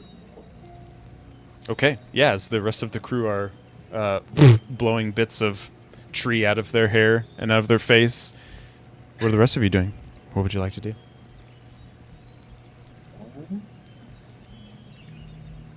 What time is it now? Is it like 9, 10 o'clock? No, it's still 8 o'clock. It's still 8 o'clock. You talked to him for an hour The and a half. conversation was an hour and a half. I want to talk to that guy. What is his name? What the fuck is his name? I don't know. The guy who said that he didn't want to sell the eggs, but he wanted to have it essentially as like an IOU of like I help you, and then Yeah, King Melandrak. yeah, him. I want to just like grab him before he leaves. You're gonna grab him? Well, I'm not gonna physically. I'm not gonna grab him. I'd like to speak with him in a respectful manner and not touch the man. And not touch the man. Okay. As you approach King Melandrak, what would you like to say? I'd like to just be like, hey, I appreciate what you said back there. About not selling the Dragonite stuff. That's cool. Well, I'm glad you agree with my take on things. I sometimes get a migraine speaking to these city folk. Yeah, I can imagine. Coming from a place that can function without all of this noise. Dreadful. Yeah, I'm sure. Yeah, I just wanted to say thanks for that, and I'm looking forward to talking more with you about your thoughts on how things should be going. Yes, I would enjoy that. Why don't you take this. And he just hands you a stone. In the stone, it's kind of like a flat stone that looks like it'd be perfect for skipping. At the top of it is etched green runes. This is a sending stone. We can communicate this way. Stone pals, if you will. I'm gonna like laugh awkwardly. Fun. Cool. Oh, and I was a fan of nature. Take these as well. And he hands you a baggie of seeds. Oh, Plant these somewhere in the north. They'll sprout into beautiful beginning of life. oh, is that what the plant is called? Beautiful beginning of life. Is it like a flower? Or Yes, it's a flower? it You is like a. It's more of a ecosystem. It's a mushroom. There might be some within. Sure. Mushrooms come from trees. News to me. You know, I feel like I learn something new every day. You know, You could, if you plant the seeds, Mm, you will see. seed. I will seed. Do You will Does- seed. you get it? Because if you seed it, and then you'll seed. Yes. Yes. Oh. Jokes. I find them humorous. I do. Oh. Usually people don't laugh that hard if they're funny. This is really nice of you. Thank you for the seeds and the stone. I will feel free to hit my line anytime. Yes. And yeah, just keep me posted on anything that you come across. I'm curious your vision. Okay. Absolutely will do. Okay, bye. I'm just Oh, gonna bye. like, turn around and immediately walk back. I'm gonna go over to Dork and be like, "Look at that dude over there. You know that fucking freaky one? He gave me seeds that turn into mushrooms that you plant in the north. He said they're Wait, mushrooms kind of come from like flowers, seeds? but they're not. That's what I said. They're kind of like flowers, but they're mushrooms, but they're not. That's weird. Why would he give you that? For what? I don't know. Do you know seeds? I don't know seeds, but I do know elves. Oh. Do you want to look at elf this? Yeah. Oh, you know what? Yeah. What if I did like a? I don't know what this would be. Like a history check. Dwarf. I'll save you the trouble. Nature? He's a woodland elf. No, I know that. But then, like, what do you mean elf? No, I moved past that point. I just meant he's an elf, and so he might be doing something self-serving. That's fair. That's really what I meant. I was like, you're There might already be some kind of sort of elf he like. is? An odd roll? No, I know what kind of elf he is. Could I do like a nature or like a history on the seed? See if I know anything about it. I read a lot of Yeah. books. Yeah, go ahead and make a nature check. I'll give you a bardic. I'll give you a thumbs up. Be like, you got this thing, bro. Hell yeah. Ooh. Okay. Well, I rolled a 19 with my +3 nature, and that was a 2. So 19. Okay. Yes, you recognize them. The shape of the seeds gives the indication. As the seed is star-shaped, they sprout star bulb. And star bulb is an extremely invasive, volatile growth. It can even grow in the harshest conditions like the frozen north. Planting all of these seeds would create a start of a new ecosystem within the north. Right. See, that's kind of what I was figuring it was going to be. Was, he gives us these seeds, we plant them up there. Oops! Now he has a place where him and his elf friends could maybe go on vacation. He wants me to build him an apartment. What an asshole. I'm gonna look over at him and be like, He's just holding the stone up. He's just like, I think I've made a colossal mistake. I don't. Oh no. We don't have to plant the seeds. But We don't what if have I to. We fall can just. down, Dwarf? Did you ever think of that? Burn them. These pants are tight, but they're not tight enough. What if they fall out? We're gonna be all right. Well, listen, we'll figure out something to do with the seeds. Okay. He also Listen, gave a me nice his man. phone. A nice man gives you his seed. Okay. It's A nice a good man gave gesture. me his seed and a burner phone. It's like, This sounds like admittedly, a weird start it's to a kind of. movie. I'm gonna go over to Luna My and be like, favorite I'm kind of so movie. sorry. I did not mean to take this, but I took it. I just need to be honest with you. That man over there gave me a burner phone and a bunch of seeds, and I took them because I thought that it was okay, and now I'm feeling really guilty about it. I'm really sorry, and so I'm telling you. So that she you just know. grabs the stone out of your hand, just throws it, and she just it just goes, and she just watches it. I'm sorry. I'll go get it. And No, she don't just. look at it. It's fine. It's fine. Just leave it. No, well, the No, stone is cool. That I'm gonna go get it. It's She okay. just- It's she just fine. I walks. just want to talk to him anyway. It's fine. Well, What if you eat a seed? You don't need to see. Do not. Destroy the You seed. can't say that in front of her. She'll do it. Sorry, intrusive. You want to do it? He's gonna make an apartment in your phone. I kind of want to do it.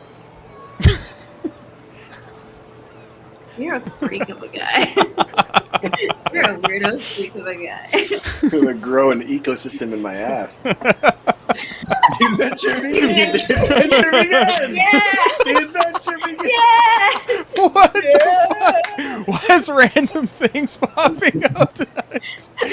What perfect timing! Holy shit! That was incredible. That was good. That was amazing. Oh, fuck. Oh my god. All right, as all of you are still standing in the courtyard, you begin to hear coming from the front gate where you entered from. Guys, over here. As you look over, you see Leos, and he's got like a huge backpack on, and he's got, it looks like a bunch of luggage that he's got, and he's just standing looking around. I heard I got the job. I am one of you now. Yeah, number one. Yeah! Where are we going? I hope it's somewhere so nice, warm, tropical. I hope I'm ready. The sea here makes me feel gross. I need to burn. Even better. Even better. We're going to frozen tundras. Ice cold. Which ones exactly? Guys, in the anyone north? remember? What's in We're the north? Probably not like the Sea of Moving Ice. No, that would be No, that's crazy where we're if we're going. going. No, That's that where we're was going. it. That was Yeah, it. We're That going. was it. We're going to the Sea of Moving Ice. Okay. That's where we're going. Yeah. We're gonna have so much gear on. You're gonna get in that like weird place where you can't feel your face, but everything else is really like warm.